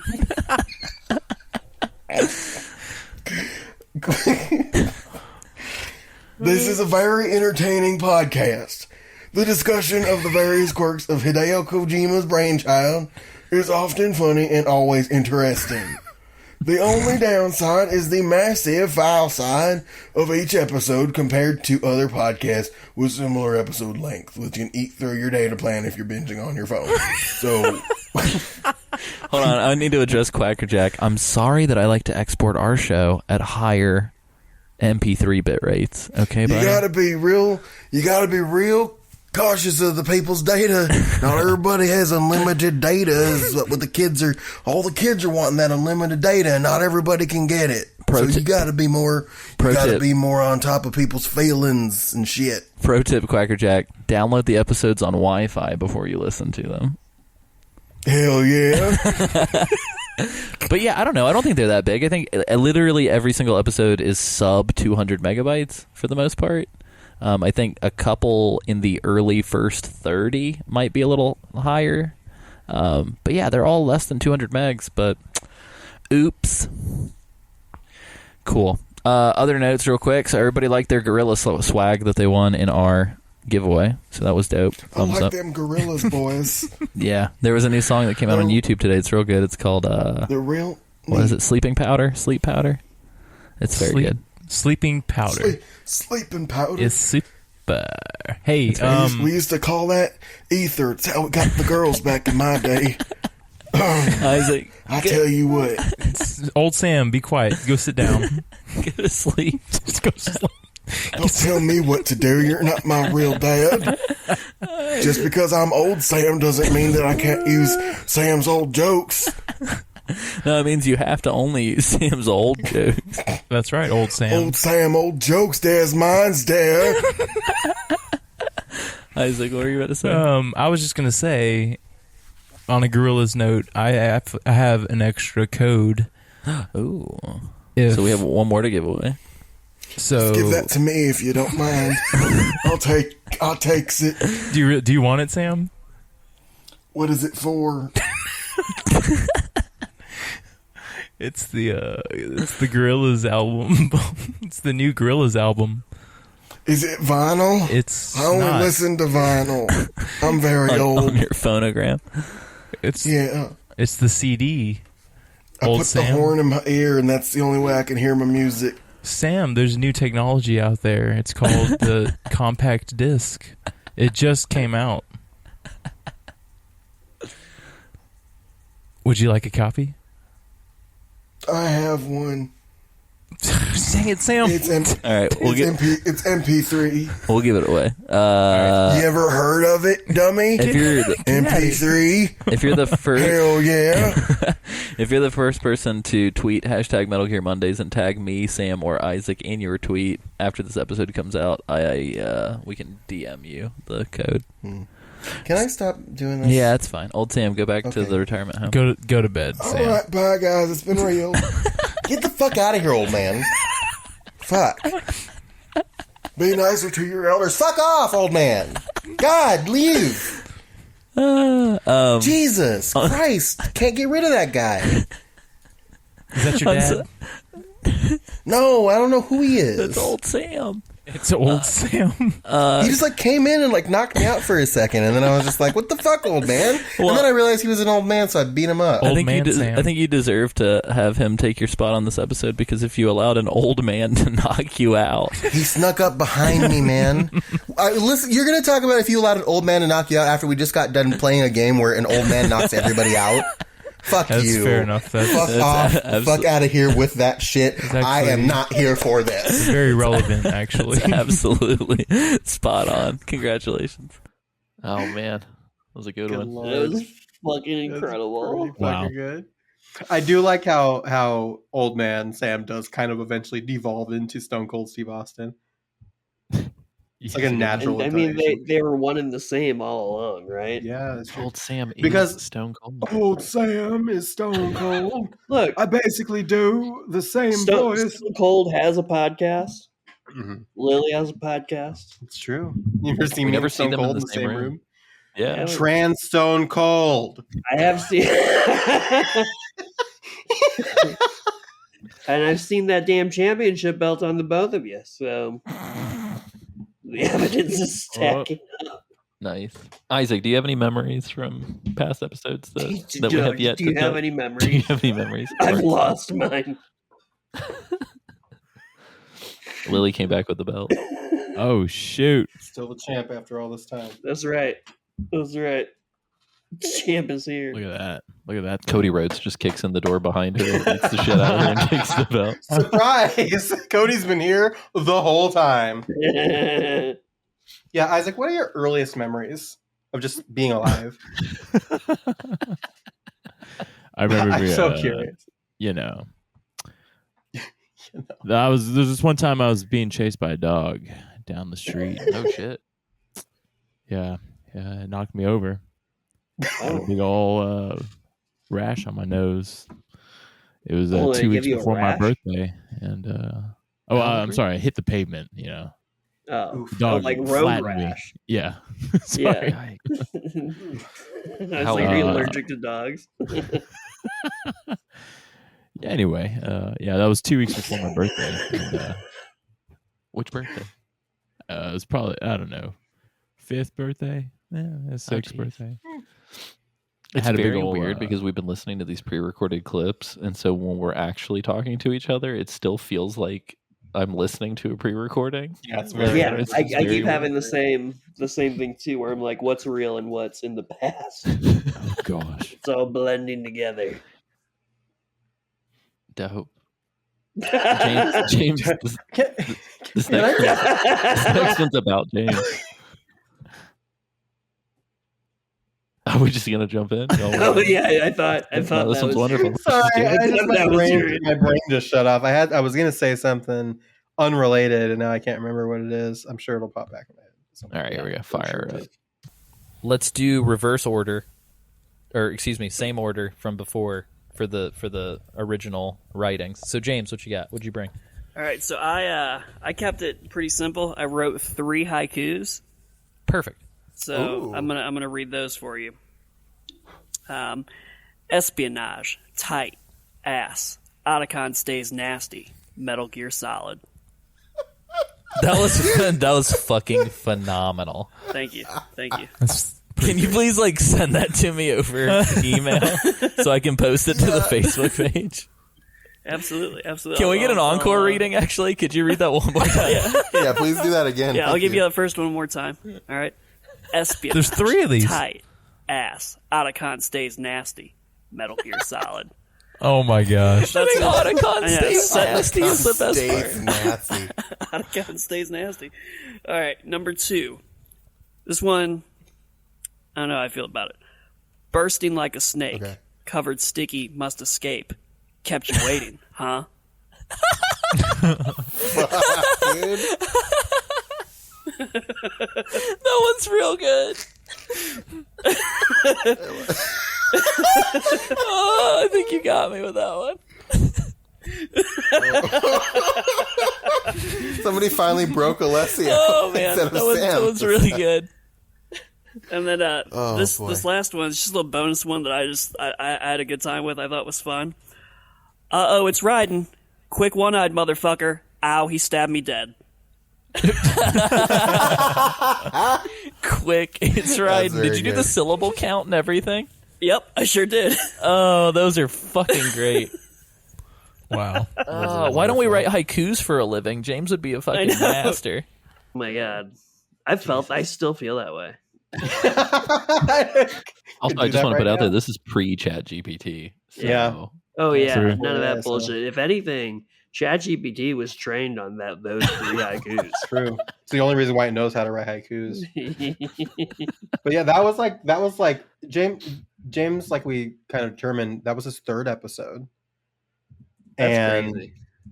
Really just immediately established Jimmy Stinger. I was gonna say I probably felt like I had to come out of the gate strong. Yeah.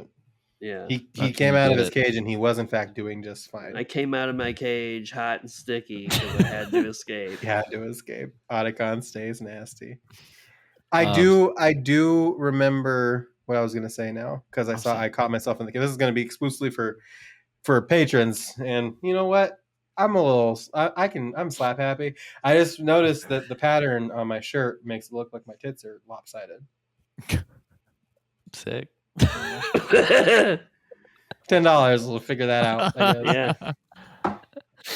Yeah. So this next one, a little bit of an audible. It was originally going to be the skit from that episode Yeah. because we read a fan fiction and I overproduced the fuck out of it. It was tons of crazy sound effects. We were all doing voices.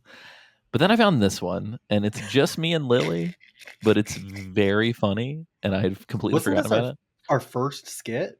This was our first skit post the big break. Did we do skits before the break? I didn't think we Maybe did. we didn't. So I this feel might like have it been was our first skit. Yeah. I don't know if we did. I didn't think we did either. I was carrying the skit around with me for a week before we recorded, and I was like, we got to make this work. Got so do it. It's very weird, but yeah, we can talk about skits once we play it because I feel like they're very maligned in the Metal Gear listenership. Yikes! Fandom. No one has clamored for more skits. Let's just say. All right, here we go. Wrestling superstar Sam Wright is walking up and down the streets of Seattle in present-day America. Oh my god, it's the champ! Champ, would you sign an autograph? Oh, for your son? No, for me. Wait, what about your boy? Well, you can have him. Would that please the champ? No need. I have an army of good boys. Champ.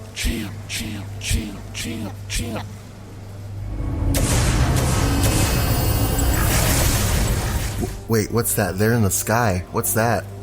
I hope it's aliens so I can watch you suplex their leader.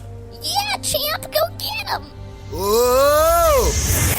We join auteur filmmaker Alessio Summerfield inside the studio, also in present-day America. And that's a wrap. Great work, team. Oh, this is definitely going to be another Oscar contender. I don't have time to build another shelf to house more Oscars. I hope they give it to someone else. Someone who needs it, like that Leonardo DiCaprio boy. Wait, but he's in the film, so you'll still be associated. Oh, is he? Well, damn, I couldn't tell. Was it the scene with Pitt, De Niro, Pacino, Hawk, DJ Khaled, Wareheim, Reichmuth, Wiseau, and William Shatner? Extra number 3, yes. Oh, he has not aged well. Poor guy. Somebody should probably tell his agent. Oh my god, the effects team really has stepped up their game since the last film. That's not our guys. We cut them a few hours ago. Oh no! And now our 2 boys are trapped in an alternate dimension. Oh, did I land on something? Whoa, I'm sorry. Wait, Alessio? Sam? Where the hell are we? I have no idea. How have you been, though? I feel like I haven't seen you in ages since, we shut down that podcast we were doing. Oh, yeah, that. Well, I've been good. I hit it big when I took over Microsoft in Seattle, and then I won every wrestling tournament in the world and got on the New York Times bestseller list 3 years running. Oh, that's right. I absolutely loved your novelization of Stevie G's Babylon. What have you been up to? Same old, just movie stuff, I guess. Oh, man. Gargantuan, the story of Inflatable Boy. That was stellar, man. It made me cry. It hit my soul. Thanks. It was really cool getting the rights to the Stay Puft Marshmallow Man from Ghostbusters. Who knew he had such a tragic backstory? Huh, what's this? It's a missing flyer. Have you seen Hideo Kojima? That's weird. I feel like I just finished that awesome Metal Gear 1 remake that they built in the Fox engine on my PS4 Elite Ultra Shock Professional Ultra Double Wide XX1 edition. Oh, wait, what's that? What's that noise? Oh my god, does he have a Jolly Rancher for a head? What is that? I don't know, but I think we should get out of here. Okay, Sam, let's go. Oh my god. Over there, in the distance. What's that? What is that? It's a good thing we found this abandoned Diamond Dogs base. Yeah, there's no reason for this to logically be here, but we had a pre-existing copy of the data lying around, so why not drop it in wherever, right? Yeah, totally. Hey, what's that? Oh, it looks like podcasting gear.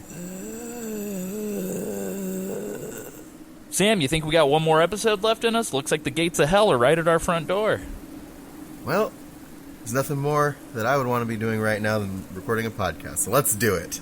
I hope no one asks where Isaac's at. Here we go. What in the world? Like, I was listening back to that. Fucking awesome. And I was just like, this might be the most animated I've ever sounded in my entire life.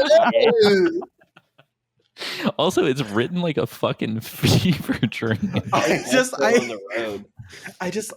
love. Did I land on something? Unless it was like.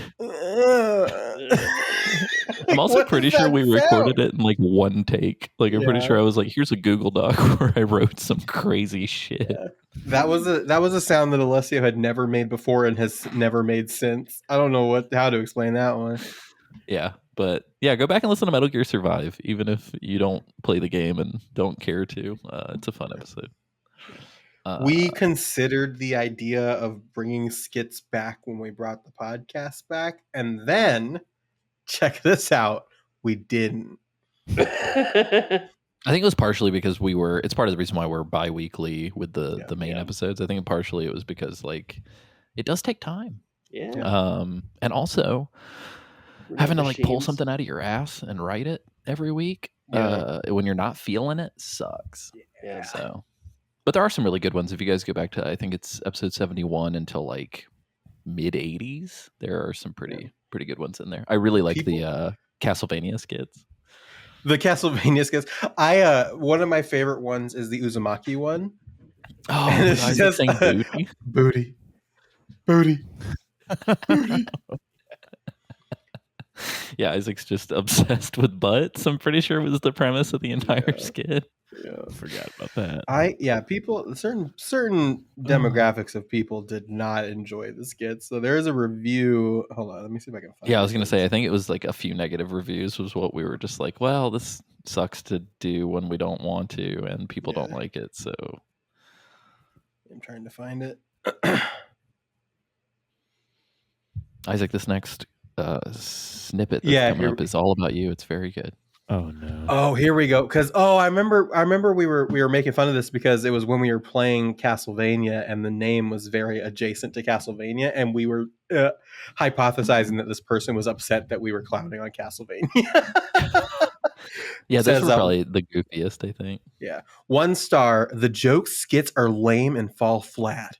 When they actually discuss the material, they often miss the point or talk about the games that they played maybe 20 minutes, read a Wikipedia article, and came away with half-baked opinions. Hold on. Hey, while we're talking about this, I got to check something real quick. Oh, God. Also, I'm pretty sure, didn't we for the Castlevania season have a 3-part skit that like built off of itself? It was like an odyssey of episodes. Yeah, it was a storyline. We had an audio drama. Boo-hoo. All right, 1 second. We're gonna have some clips in a little bit from that season. Low key, the Castlevania season may be like one of my favorite seasons we've done because of like how completely fever dream it was. Hey, we can always cover the second one that Kojima produced. We could. I tried playing it like at one point, and it was not good to play.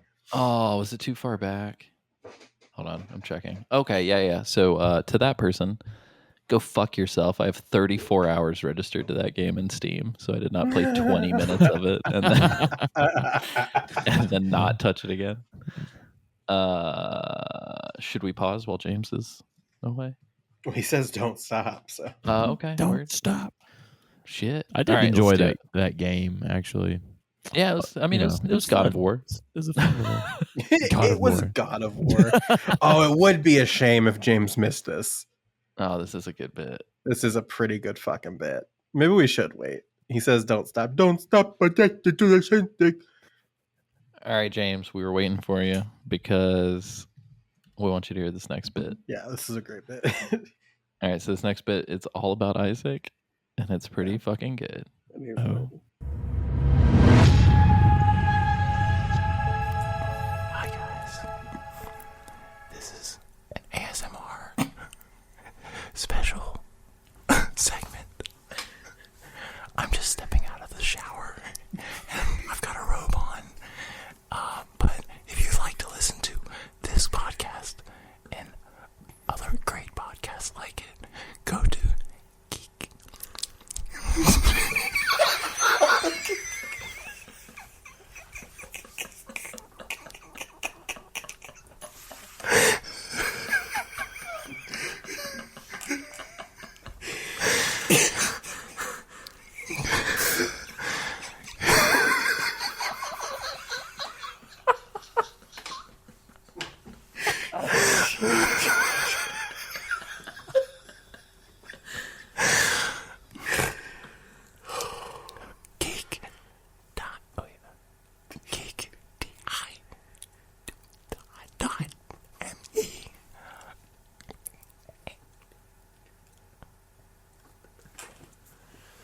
Hey guys, this is Alessio. I was also in the shower with Isaac, and I just stepped out to remind you to go to patreon.com /GeekTimePod. Hey guys, this is Sam, and I was in the shower with Isaac and Alessio. And I just want to remind you to go on iTunes and rate and review all of our podcasts.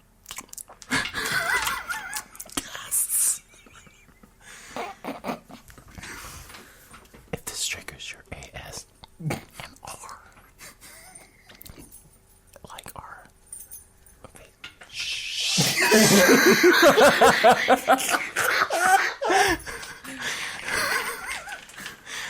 If you would like more ASMR info on as a Patreon perk, we'll do an entire episode of ASMR. Oh my gosh! If you That would be donate amazing. to our Patreon, please don't jack off to our voices. If we get 15 patrons on Patreon, we'll do an entirely ASMR episode. 100%. Enough cent. Well, we have way more than 15 patrons on Patreon. Oh my god. Isaac, when's that episode coming? Yeah, soon. I'll still do it. Soon. Yeah, I don't give a fuck. Yeah, I've got it queued up. What? Oh fuck! Why were we Isaac's got his own clips. Oh shit! Isaac, why don't you tell us why we were in the shower? You started it. I think the thing that was one of the ones that I submitted, and the thing that I love about it, the thing that really set me off when I listened to it the other day, I was like in tears laughing at it because it was so fucking funny to me. But just like the end when Isaac shushes the jingling keys, sets us off. God, it's so good, man. Oh my god, I love that shit. That's good. That was a good time. This next one's pretty classic. I think this next one actually has influenced the outro music for the Patriot Club. Mm-hmm. So yeah, enjoy this next one. It's a goodie, but a shorty. I blew all the vehicles up, and when it came time to rescue this guy, I missed the Jeep and literally was having trouble keeping up. So I said, fuck it, shot a rocket. It threw the guys out of the Jeep, but didn't blow the Jeep up.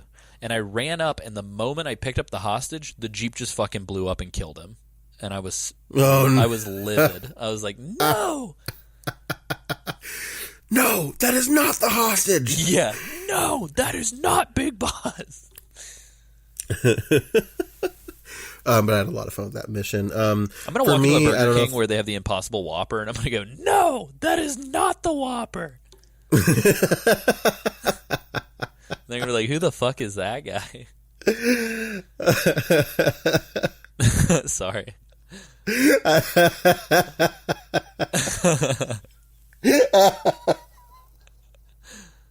That got me. That was good. I'd pay money to see that.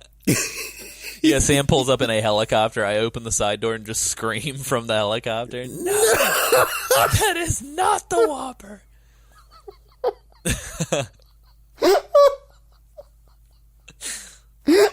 I don't know why. I think some of the dudes from I think it was like Nitroid and like Snake Soup and some other people just started sharing like Snake screaming as like a meme, and I love that fucking meme.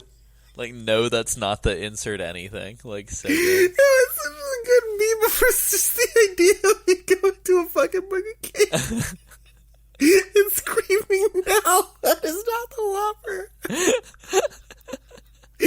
I don't know why this is so funny. I love it. I always worry going into these episodes that we're not going to have any good laughs, but goddamn, we always do. It's oh my god, it's so good. Canonically, it is Nitroid. I fucked that up for so long. Yeah. Well, I don't think we knew it was Nitroid until we had Nitroid on the podcast. It's pretty funny. That is also canonically like one of I think maybe my favorite moment just in general. Nice. I don't know that I've laughed harder. We did. It is now episode 120, but at the time it was episode 100. We did a special Metal Gear Factivia. It was a trivia episode where we had listeners on. And we talked about, we had grand prizes and all kinds of stuff. I think there was like a figurine, like a snake figurine that we did for prizes. But it was a great episode. It was very funny. It marked the first appearance on audio of Tori Cortez, my best friend, and Cole Duncan. And Liquid Metal Mike. I was getting there.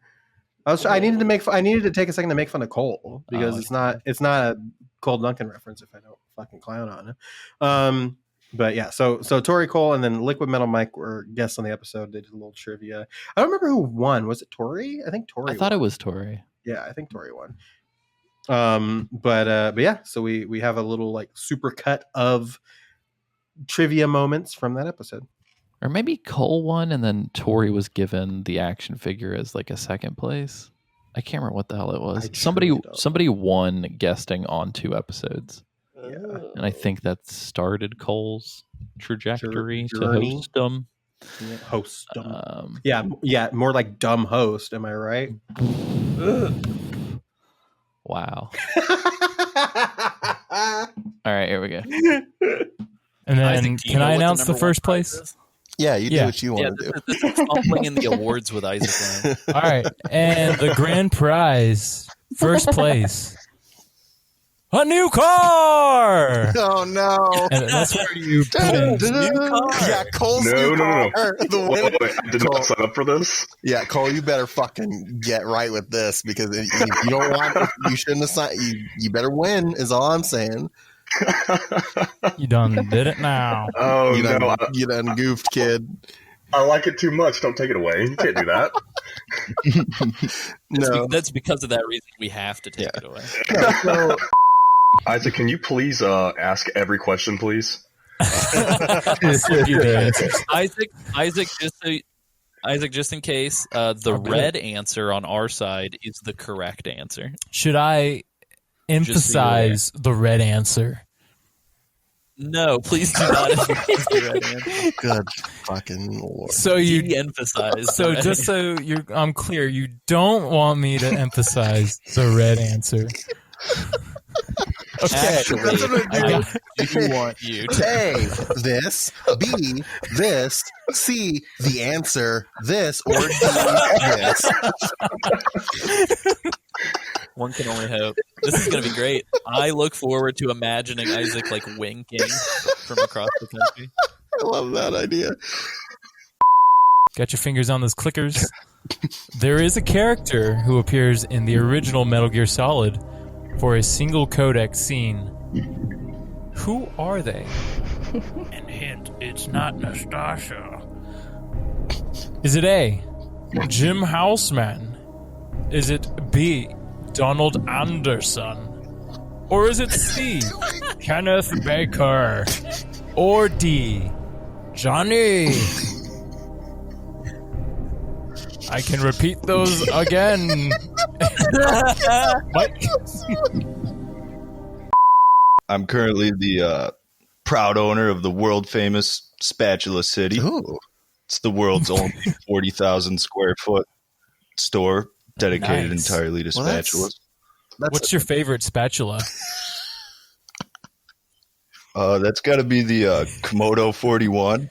Oh, that's a good one. That's a good model spatula. No, but so come on down when you need a new spatula. No, but all kidding aside, but for real though, Mike, you've been listening to the show for a very long time, and you were the first and only person who has submitted fan art of a crowd favorite, Matt Campbell. Hell yeah, Matt Campbell. What prompted you to make that happen? As soon as you said it, I grabbed two Sharpies, a black one and a red one, and I drew Roy Campbell's face with some red hair on my bed. I took a picture and I sent it to you. Were just possessed. You just like your fingers were drawn. Oh yeah, I had that. I came to about 10 minutes later. Into a fugue state. It was like that character in Heroes or whatever, the painter. I had that picture of Matt Campbell as my phone background for like a solid month and a half. So, yeah. I know. I was so proud. What's something that you have always wanted everybody to know about Cole Duncan? Oh, man. I'm not entirely sure, man. Well, let me change my question. So you felt I own a large spatula factory that actually supplies liquid metal mic. Yeah. No, but you supply the good stuff to retailers. You know, is that your? I do. I sell all manner of imbibement to the greater Chattanooga region. How long have you been doing that for? About a year now, but I've been working in alcohol for about 3 years now. And so what did you do before you distributed the stuff to the places? I was a night manager at one of the places that I now sell to. Oh, is that a conflict of interest, or is that... It is a blessing and a curse. He's not doing them simultaneously. Call the fucking feds. This is a big operation. You've been busted. We got him. boys. Bake him away, boys. We put that whole thing on. Put this all on. Who's Duncan? We got him, finally. Thank you very much, Cole. Best for last, my best friend, Tori Cortez. Hello, best friend Sam. The question I have to ask for you is, what is your favorite thing about being best friends with me? Oh, man. Just so many things to choose from. I don't know that I can narrow it down, really. I got a question for Miss Tori. Yes, hello, Isaac. How much do you, in fact, hate Oh, man. Sam? That's the better question. I feel like it's in my best interest not to answer that question. Oh, no. Follow-up question. What's it like being forced to be somebody else's best friend? Yeah. when you first heard, it's like, hey, I'm going to be your best friend on the podcast. Like, you had no voice with which to argue. Like, what? You know, I find that I both live in anxiety and also excitement from my day-to-day. So, you know, at least my life is not boring, thanks to you, my best friend, officially, according to you.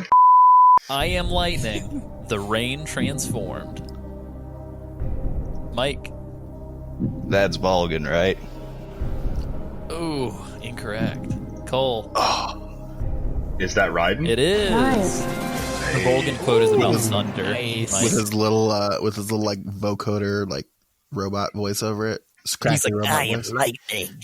It's cooler than that. Give credit him for, dude. Come on. It's not that much cooler. It's pretty cool. It's the voice effect. All right, Sam. I want to hear you say it. Let's hear you say it, Sam. I am lightning. I can't do. Way cooler. Did you say lightning? Here to say the line for Quentin Flynn. That'd be amazing. It would be amazing. This is the last question of Act 3. Hideo Kojima's mother is immensely proud of her son. At 70 years old, what did this happy mother do to show her support? Let's throw some spaghetti, guys. Come on. It's the last question of the ramp. Throw some spaghetti at the wall.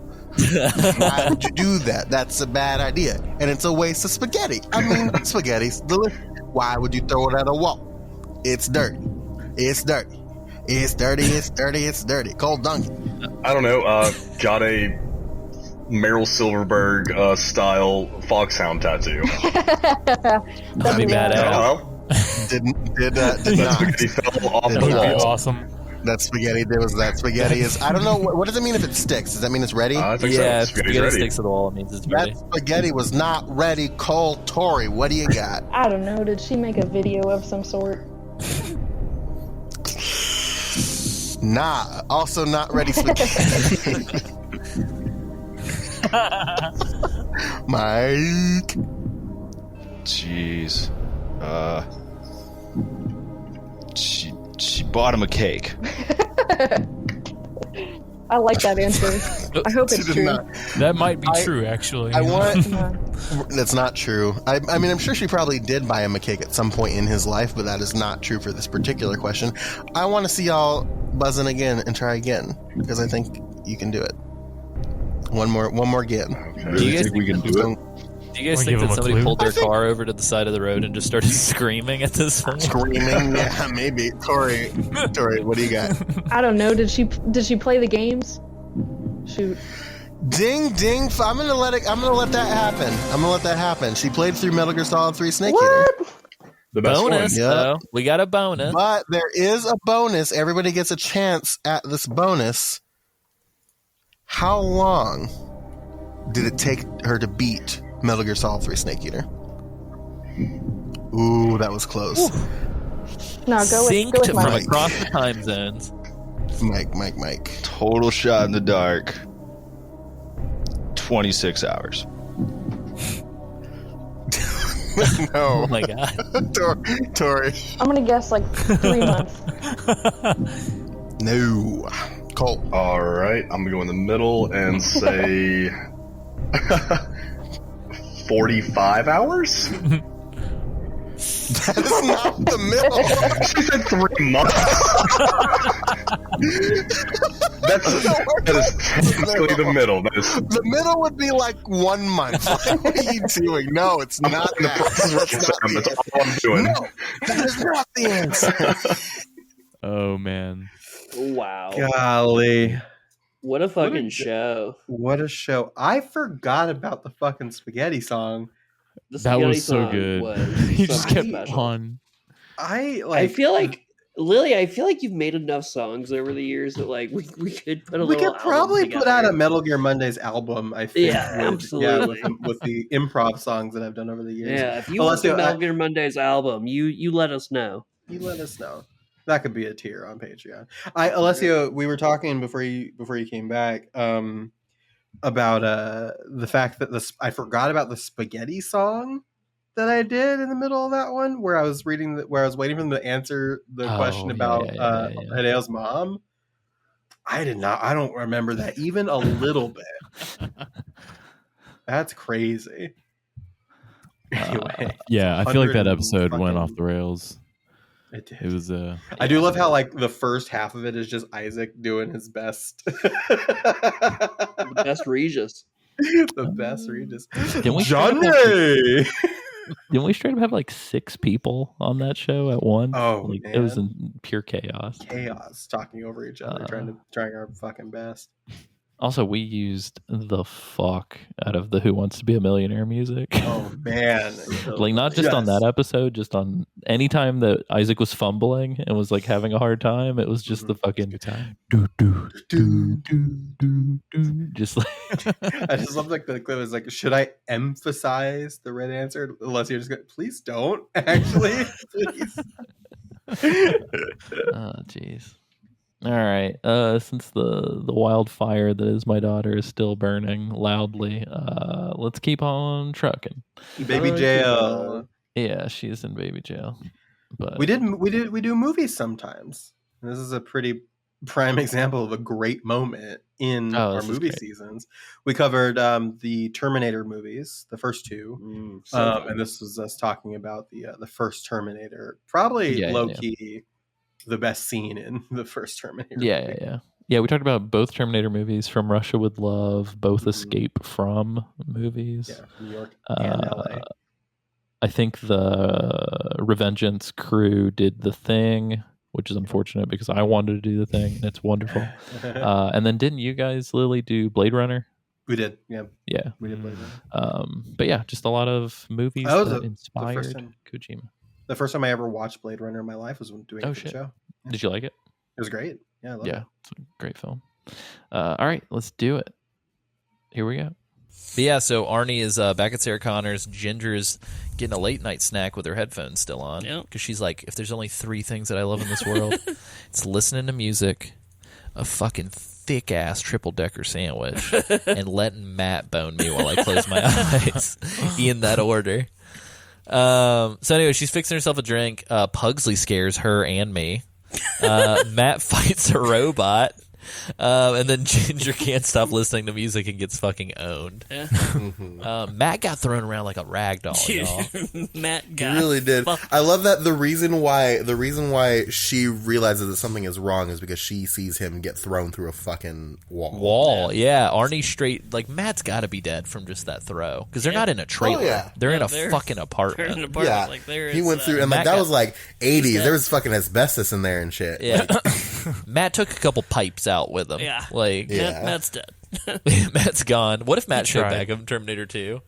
Matt might be a Terminator. That's how his stamina was so good for that fuck. Bloody Brad. He said, I'm so good at fucking. Man, am I great? Am I glad that I did all that fuck training? Because now I can live through anything. Teach me how to speak English, but man, they taught me how to fuck. Did not think that this movie review is going to turn into fuck training discussions. Fuck classic. I named this, and I'm glad that you kept the quote in there. I sent this one to Alessio, but I called it the Fuckinator. The Fuckinator's so good. I'm so good at fucking. Fucking. So good.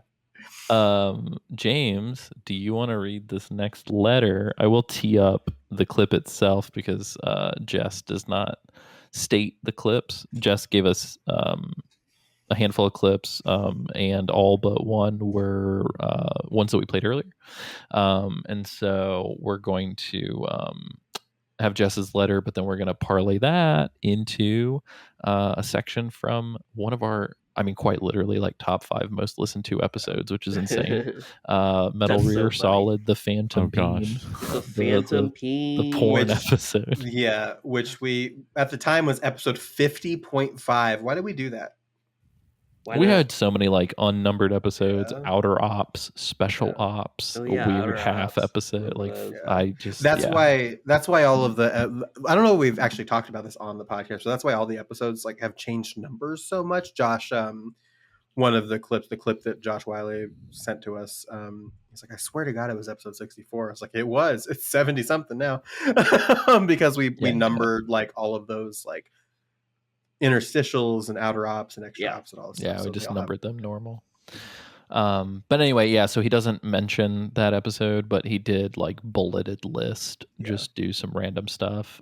If anyone is uncomfortable listening to pornographic, heavily uncensored discussion, maybe skip ahead like 5-10 minutes. But yeah, James, I'll let you go. Yeah, absolutely. So Jess says, howdy, MGS crew. Jess Davis here. I cannot believe it's been 10 years for you all. I first discovered the show back in 2021 during the end of MGM. That's so funny. A lot of people discovered us in 2021. I'm realizing, it which right is at fucking the end. Weird. hilarious. It's like we were all bored and locked in our apartments for some reason. Yeah. Just found the end of MGM while working overnight searching for video game podcasts like many others. I became immediately hooked and binged through the whole show in about 10 months. Jesus. That's impressive. The show got me through a real pivotal time in my life when I had a lot of life changes happening very quickly, quitting a job of over 13 years, buying our first home and becoming a parent. I still remember the night my daughter was born. My wife and I rushed to the hospital as she decided to be born about a week before her expected due date. During the 30 to 45 minutes of sleep I got each night, I was listening to the coverage of MGS2. That's incredible. Yeah. Just y'all were a part of this baby's birth into this world. I mentioned this to my wife, and her immediate response was, "What the fuck is he doing? Go into the hospital and sit next to your wife. She needs you." Oh my God. After 3 days in the hospital, the morning we were leaving, I left briefly to get us a bite to eat. Before returning, I had a moment to myself in the parking structure, sitting in the car, listening to the wrap-up coverage of MGS2. The monologue of information control, themes of the internet, and how the writers in Kojima predicted the future we are in still to this day scares the hell out of me. With the recent passing of the anniversary of 9/11 as well, I cannot believe it's been almost 4 years since I had that moment and 24 years since that game's release. Can I speak for us all and say time needs to chill the hell out and slow down? Yeah, I don't know what you're talking about. That game came out like yesterday. Yeah, right? What are you talking about? Old video game. 9/11 just happened. Yeah. Yeah, God, no. Literally just happened. We have to go back. As of now, I'm still trucking along through to DS2 79% as I write this, so I'm intentionally behind on current episodes of the podcast. Excited to get caught up soon as I can, and start playing Delta as I have it propped up on the mantle next to my PS5. Nice. MGS Con 3 was amazing as well. I was finally able to get my MGS vinyl signed by David Hayter after almost 3 hours in line to meet him. Holy That's fucking shit. rad. Damn. Not the 3 hours in line part, but the You got it signing. signed finally. Yeah. I hear rumors that the con creators will be skipping next year and hopefully will be back the following years, planning 3 conventions in a row. Year after year has taken its toll. They'll be taking Not some much. really, not a rumor. They have announced that they're taking next year off, and then they'll be back. Heard it here first. Yeah, I guess technically you did hear it first. They'll be taking some much needed R&R, so there's time to get the MGS crew hopefully out to the next one when they bring it back. Jess. P.S. Always and forever. It's just a motherfucking box. Why are you trying to end the show? Yeah, you don't get to end the show, Jess. Joe, shit, my bad. That's our job, Jess. God damn it. But yeah, thank you, Jess, and thank you so much for all the kind words. That kid. I hope that kid just like casually, like, will just say shit from the podcast out of nowhere. It reminds me of Johnny Flores Jr., who just like openly listens to the podcast around his like 5-year-old daughter. Right. Very impressionable. Yeah, definitely don't do that with this next clip. Yeah, and no, don't. Here we go. Yeah, and then she utters her first of 2 lines, which is because he gets the best of her, and he says, "A snake never lets his prey escape." He doesn't say escape; he says escape, spelled with an X. And then she says, she says, "Your dick, my ass," and then proceeds to start giving him a bead. And then he says, I forgot about the "your dick, my ass" line. Oh my god! And then he says, "A snake eater, huh? Show me your moves."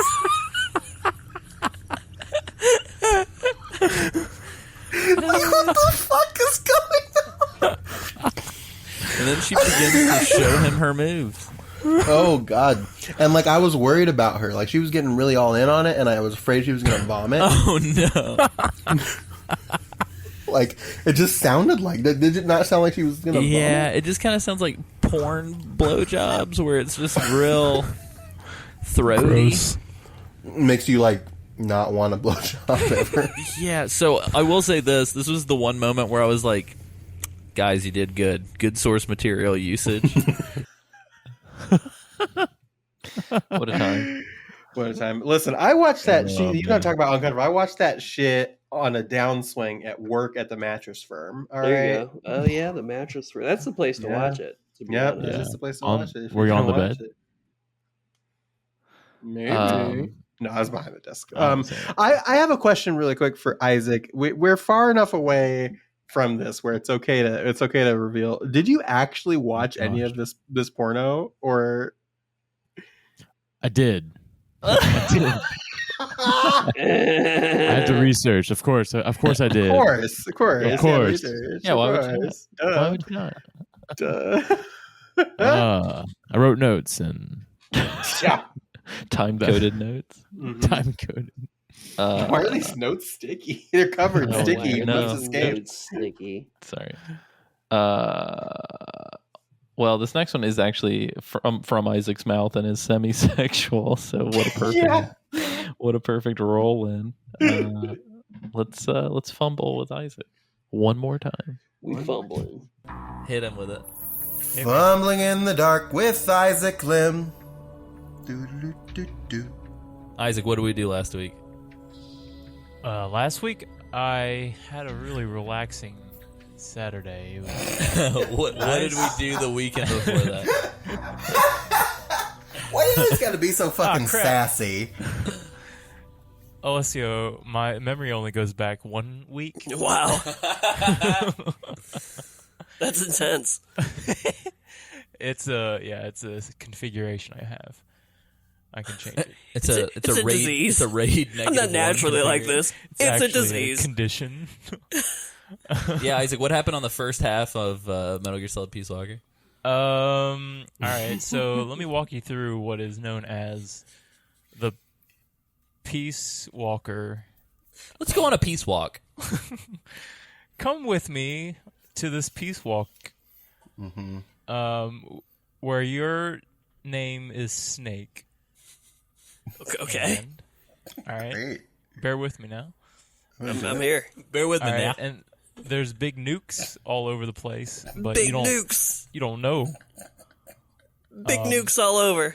You don't know why or where or what. The combination of words "big nukes" cracks me up. You don't know I why like or big where. nukes, and I cannot lie. What's Snake doing with the big nukes? Is a big. You know what? Excellent. He doesn't even know. He's because he's big. He's big. He's Big Snake.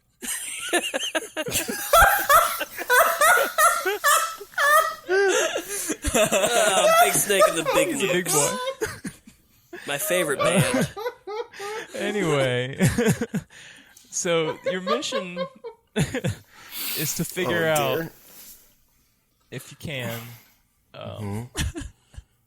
where these nukes are coming from. They're so big. Where are they coming from? the big nukes. Oh no! But there's a twist. Oh shit! There are some invisible tiny nukes too. There's a guy with the red hand who you have no idea. Not the he just red comes hand. out of the blue. Is it a big red hand? No, it's a little hand. Oh, that's shit. It's not even a normal sized hand. I'm only satisfied by big hands. But it's crazy. He's got a lighter on the end of it, which I What? think is insane. He can create fire with his finger. What the? What a That's marvel! all you need What to know the? about Red Perfect. Hand. That Perfect. he doesn't come back. That's up. all you need to know? That's all you need to know. Okay. Daddy Ocelot's in there too. No. Daddy Ocelot. Oh, who am I talking Yeah, about? what Daddy, the fuck? Hold on, Ocelot's not in this game at all. He's in the background. Not only is Ocelot not in this He's just game, peeking but you call him Daddy Ocelot. I love it I when had you a call me slip Big of the Ocelot. lip. I meant And to I say loved it when Daddy Sniper Wolf Otacon. showed up. My B. If you can forgive me.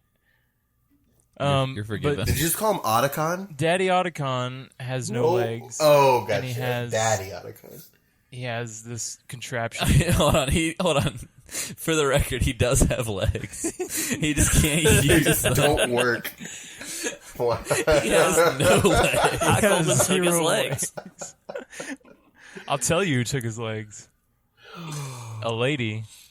Damn, who knew Isaac was an incel?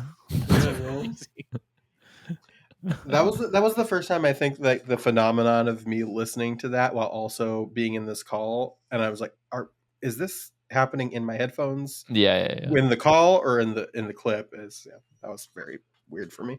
It's both. Also, I was repeating some of the lines, and I can't remember at what at this point, but I said something that I said in the clip at the same time that I did out loud.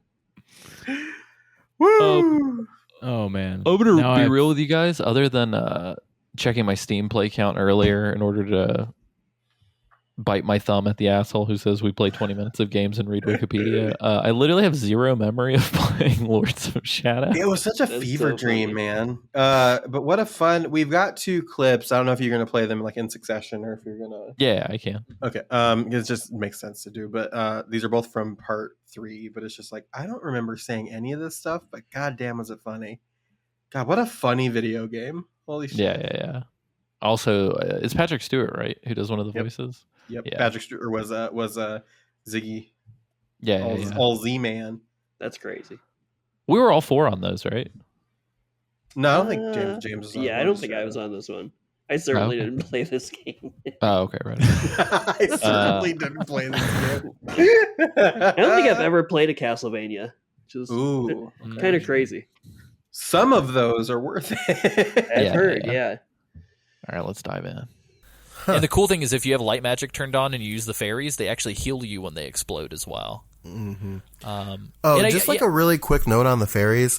I listened back to the part 1 and part 2 episodes because of course I have to listen to them to find the clips for our Instagram Metal Gear Mondays on Instagram.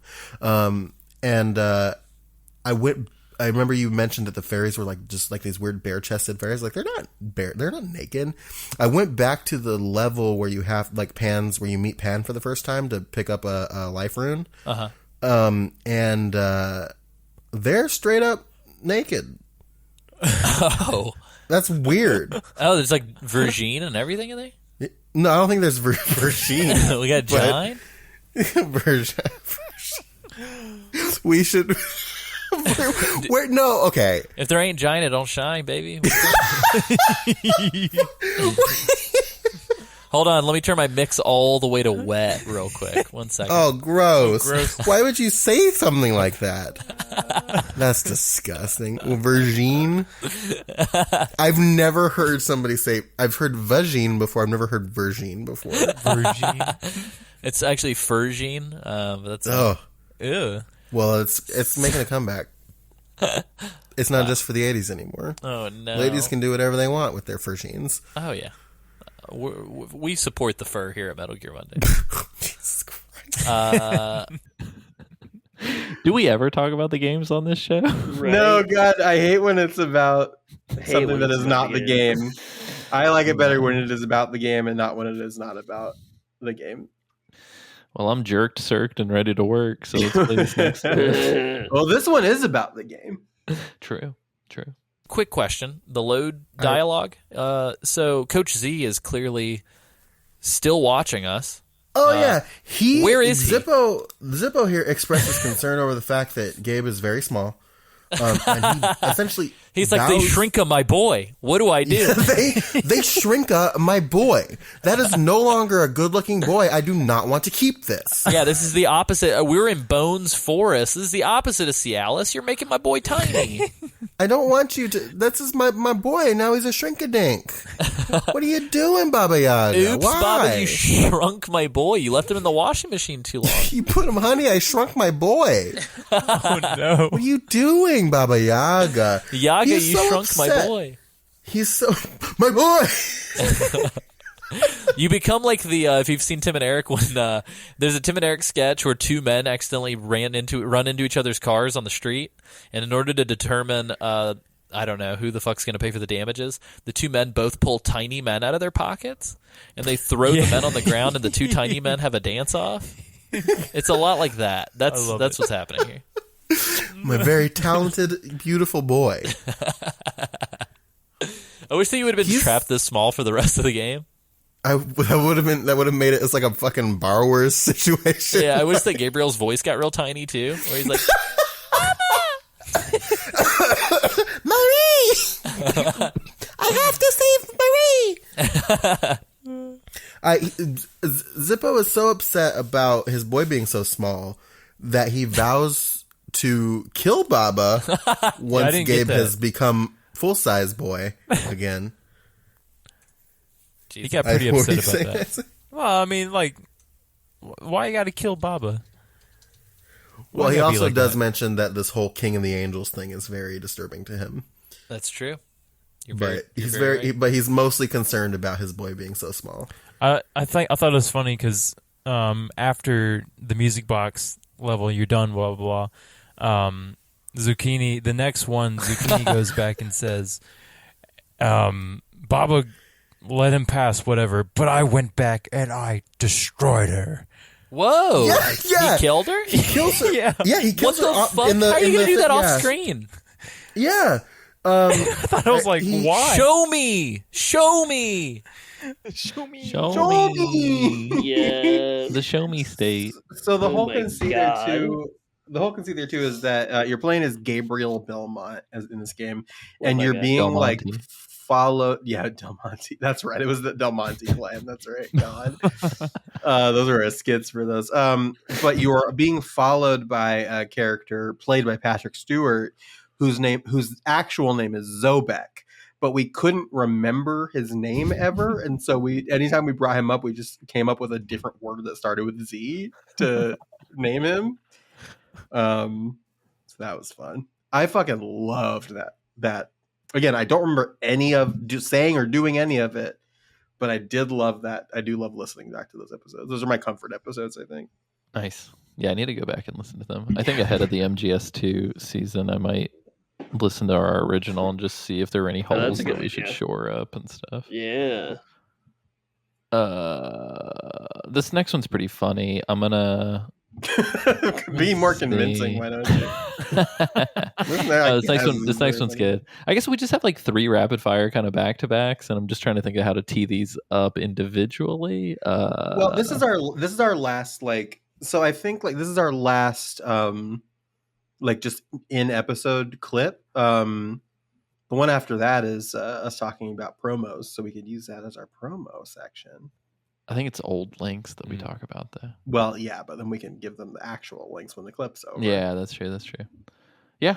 This next one was for, we used to do dedicated listener response episodes. Mhm. Wow. I kind of don't even know how I think I remember how we did that. It's because we were culling comments and stuff as well. Yeah, so this next one's pretty funny. Came from some of those, and let me tee that motherfucker up. And on that recording, me and Isaac say, well, we're probably not going to get Smash Brothers until after the holidays. I have Smash Brothers. And it's unbelievable. Well, he's playing it right now. Like Isaac called it. Isaac's like, you're probably gonna go get it, right? And I was like, nah, I gotta wait. It's been like 4 days. Like, it's good. It's fun. I like it. Sam, can you talk? I'm sure you've unlocked more Metal Gear stuff than I have because I've barely played it. Can you talk about it? Oh god, it's so good. So of course I unlocked our boy you saw on the Facebook page. I unlocked our boy Snake. Who is that? Snake. What was that? Who? Snake. Okay, I got it. And God, I think I may have had another stroke. Love it. Love it. It's a quick little bitty Snake. I realized listening to the trivia clip, I did that with Mike's voice in there too. I was like, Mike. The trivia clip. I don't know why James remembers this guy because we both worked with him, but there's this guy that we worked with named Mike, and every time he would ever say or do anything, even during like an all hands meeting, I would just be chilling in the back of the room and I'd just go, Big Mike. No matter what. Like, it might have been just like him even responding to a hyper serious thing, and I'm just like, Big Mike. Big Mike. Classic. Oh my god. Yeah. Isaac, do you want to tell us about your doesn't have a twit journey before we tee up this yeah, fumble in the dark about your Twitter account. I don't even know how it started. Oh. I think you made one live on the show. I did. We made you make one live on the show, and literally every single. Yeah, you go ahead. Well, y'all were always like, follow me on blah blah blah blah blah blah blah blah, and then you'd be like, Isaac, where can they hit you up? And I didn't have one for me for the show, so I was like, you know what, I'm gonna do it right now. And it was what were we doing? I was trying to do doesn't have a Twitter because I didn't have a Twitter at the time, and it was all just stream of consciousness, obviously.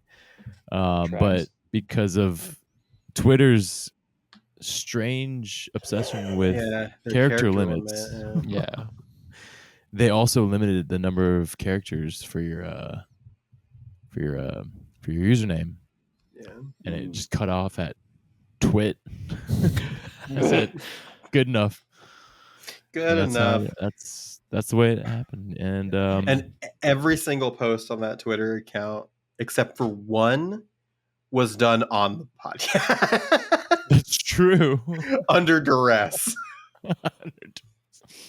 I don't go to Twitter anymore. The Metal Gear Mondays conglomeration is no longer on Twitter. I deleted my Twitter personally for a lot of reasons. But I did just go there. I went to x.com/doesn't have a twit. Isaac doesn't have a twit. Still there. Joined December 2015. That also shows that the show is older than what is shown. Yeah. God, it's so long. 0 following, exactly 100 followers. Doesn't have a twit. Hasn't posted. Oh, it just hasn't posted ever? Yeah, I think they cleared, because it's such an old account that hasn't posted in such a long time. We're just nuking that shit. Wow. Big nuking that shit. Big nuke. Oh, yeah. Big nuke. Nukes. Big Mike. There it is. There it is. So unfortunate. It is. Yeah. Big Mike. So this is Isaac doing his best as always. As always. Isaac, where can people find you? Hey, get me up at doesn't have a twit and see what I can do on that thing. Yeah, Isaac tries to stealth tweet, but we see him. Is that gross? Was that gross? What? I don't know. It felt vaguely Was that gross. pervy? Like, was that a problem? I don't know. Is that a problematic thing for Isaac to say? Isaac's like, "Get me up on the Twitter. Get me up. See what I can do. Let me show you what I can do with this Twitter. Let me do that. James, where can people find you on the internet? Whoa! Wow. Isaac just got very explicit. On the Twitter. You can find me. What are you saying? Isaac, gonna give it to you. It sounded like it's I'm a Twitter. I'm a Twitter. Everybody should go follow Isaac. You can find me at James Reichmuth pretty much on any platform at jamesreichmuth.com. Yeah. How do you spell that? I love how it ends with "How do you spell that?" Hearing Isaac talk about Twitter reminds me of the time that me and some friends who all stayed at Isaac's house, kind of on and off. There were weird sounds in Isaac's attic, so we just took to endearingly naming the weird sounds. Dag. And then while we were joking around about Twitter, I think one of us looked up if Dag had a Twitter account. Yeah, Dag did. We found @Dag with 2 G's. Yes. And this is one of my all-time favorite tweets, just period. Dag tweeted this in 2013. Dag writes, Chef Gordon Ramsay removes his face from between his wife's legs. Quote, "This is the worst pussy I've ever tasted, and the room's a fucking mess." Sounds like that is like it's modern poetry. The last tweet that's on Deg's account right now. But my favorite thing, here's Deg's whole thing. He's got a picture, like a drawing of a goat barbecuing as the banner, then a drawing of a goat just like enjoying the sun as its profile picture. @Deg, DEGG. The name on the account is Deg, DEG. With the profile description, butt balls, all one word. And location, hell, with like 7 exclamation marks. The last tweet was from October 2013, I think. Yeah. Oh no, this is all out of order. Yeah. I need to read this one because I haven't seen this one before. It is fucking incredible. January 12th, 2013, an 80s movie style montage of me trying on different condoms and my bros keep shaking their head. Oh my God. I hate that Deg's only on Twitter.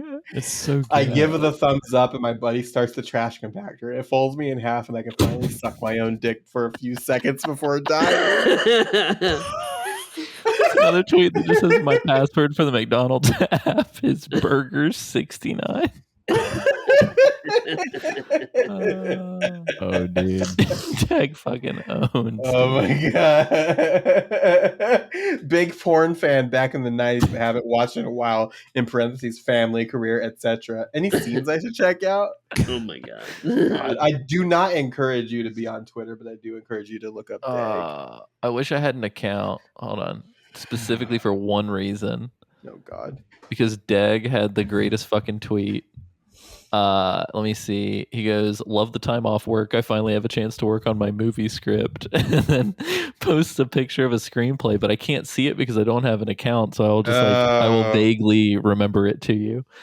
It's just it's the story of 2 dudes, but for some reason, one of the dudes is like talked about all nicely. I think it's just like a Dag stand-in, but the other guy is named like Dickhead Larry or something. And he's like, Dickhead Larry said some stupid bullshit, and it's just like stuff like that. It's so funny. Yeah, Dag is like a real life Tim Robinson sketch. I feel It's like. really good. It's really good. Yeah, Dag fucking rules. So funny. I don't know. I don't want to say get a burner account. Just like see if you can fucking hack Twitter. Isn't there a site you can use? There's I think it's like xcancel.com, but it never works for me. I don't know how to make xcancel work. But yeah, xcancel is a website you can use, I guess, ostensibly. Oh, it worked. Oh, it never works for me. So if you click the link then you just add the word cancel between X and .com.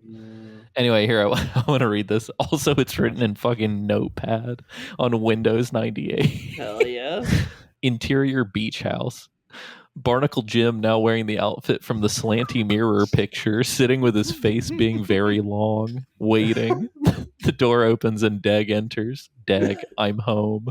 He sees Barnacle Jim sitting there. He begins to think about coming on Jim's long ass face. Deg, man, that was a long day, much like your ugly ass face. The garbage men had to haul all those copies of Radio Fragments by Mark Brendel to the trash dump. Barnacle Jim, you are 3 hours late. Deg, shut the hell up. Did I say you talk? Judging by your hole, you've been letting your bikes fuck you again. Barnacle Jim, I'm a huge piece of shit and I don't care about my hole. Today at the office, they hit me in the dick with a baseball bats. Barnacle Jim has a seizure. That's the scream. Oh my god. All right. Barnacle Jim has a seizure. Anyway, check Deg out on xcancel.com. Yeah. /Deg.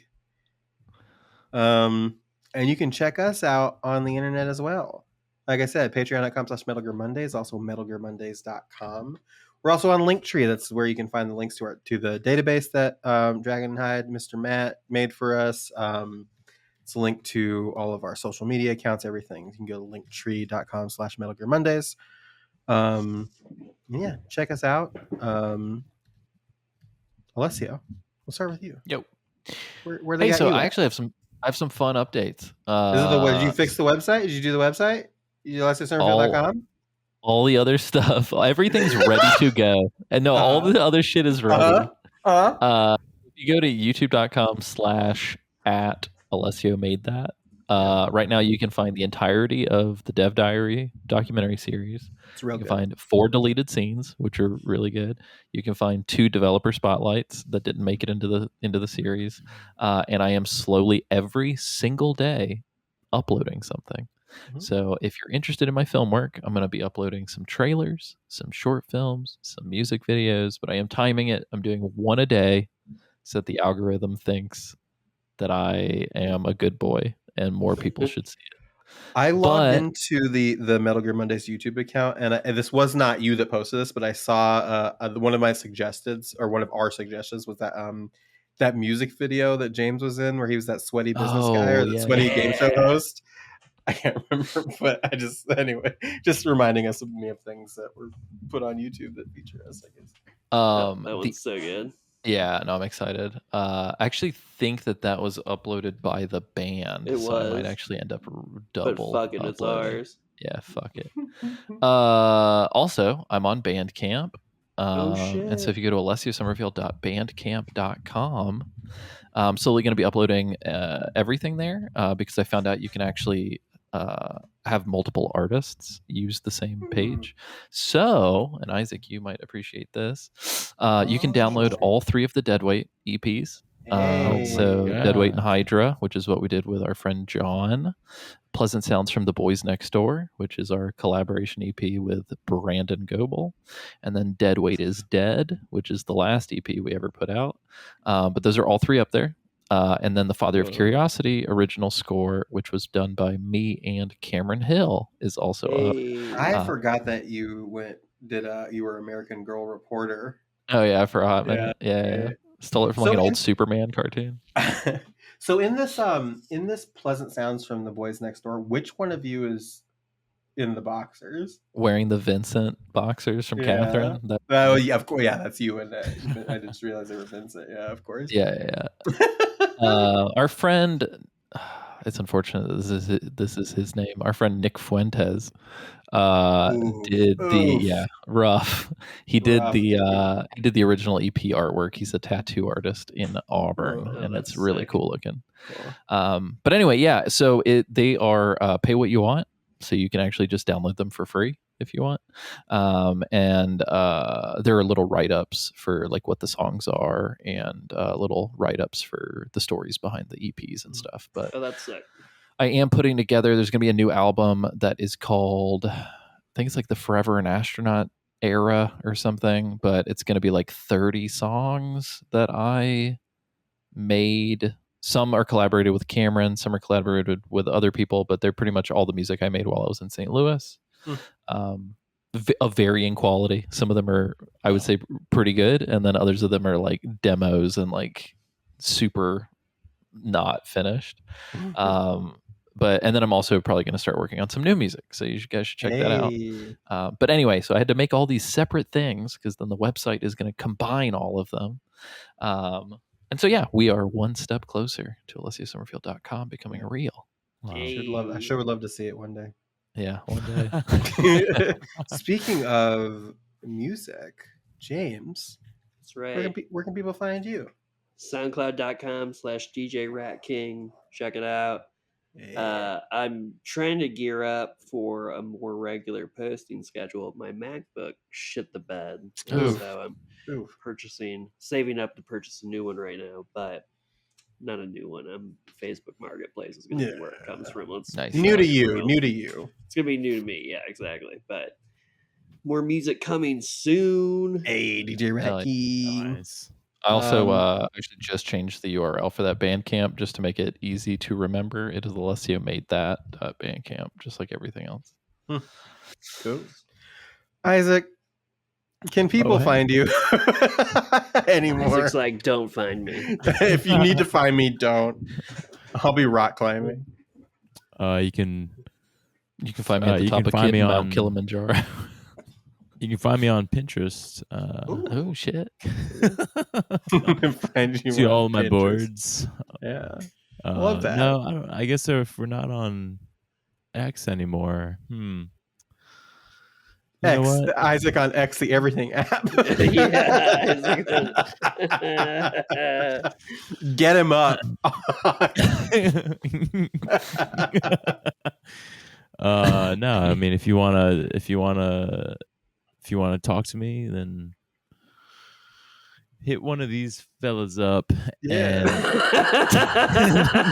them to talk to me. The de facto agents for Isaac over here. Just use the third payphone on the left when you're in the Virginia Highlands and you're next to the football field, and dial 861. Yeah, wait 6 rings and then hang it up. Yeah, and then wait 10 minutes and someone will call you back. Here's what I'll say.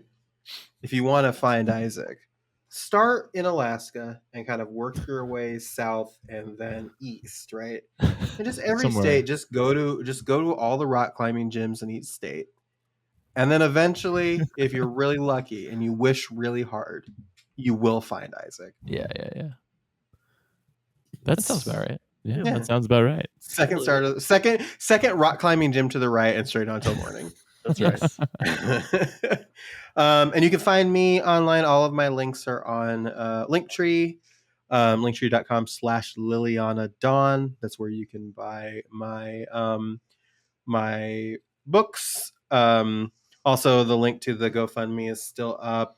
We're getting pretty close to the goal that we have set up there right now, and I just really, really want to thank everybody who has shared it and donated and just been super cool about it. So that's also there if you are thinking about it, or if you want to share it, which will also be greatly appreciated.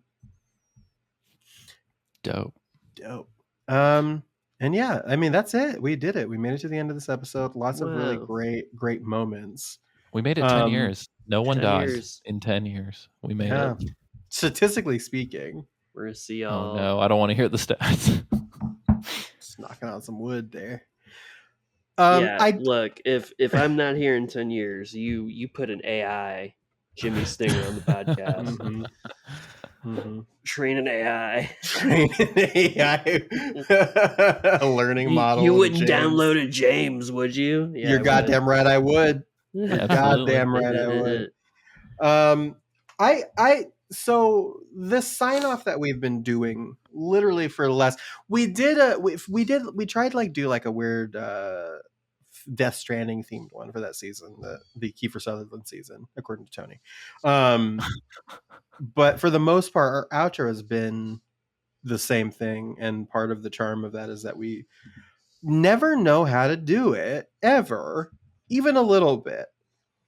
And so Did you just pull that out of your butt when we first came up with it, Alessio, or had you been thinking about it? I really can't remember. I remember that I had that sound effect downloaded and I wanted to use it, but I don't know if I remembered. I don't know. I may have had in the back of my head, like, we need to sign off. This could be funny, but I don't know. It's been too long. Yeah. It certainly did sound like you pulled it out of your butt, which makes it even more perfect. But instead of us struggling on our 10-year anniversary episode to come up with a way to get to the end, it's marked as number 2 on the feed, but this is, I guess we'll throw it to our very first episode. Here we go. The very first time we ever signed off. Get ready to hear a much higher pitched version of Alessio's review. And thank everybody for 10 really cool years. Took a couple of those off, but it's still pretty crazy. Yeah, it's been a lot of fun. So I'm going to close this out. So guys, this was our first episode of the Metal Gear Monday podcast. The goal is to have one out every Monday. It may not be all 4 of us due to timing, depending on what ends up happening, but at least for the first month, it sure as hell will be. So Metal Gear Mondays, baby. Check them out. I'm Alessio Summerfield. I'm Samurai. Cameron. And me, Isaac. Deep throat, if you will. Whoa. But yeah, so you can check us out. Be sure to go to Geek Time, or it's geekti.me is our website. You can hit us up on Facebook. It's just Geek Time or the Geek Time Podcast. And then hit us up on Twitter. It is at geek_time or at Geek Time Podcast. That's correct, right, Sam? No, Geek Time Pod. Oh yeah, that's right, Geek Time Pod. POD, and that's how you find us on. That's how you find the podcast on Facebook. POD. PO single D. POV, more like POD.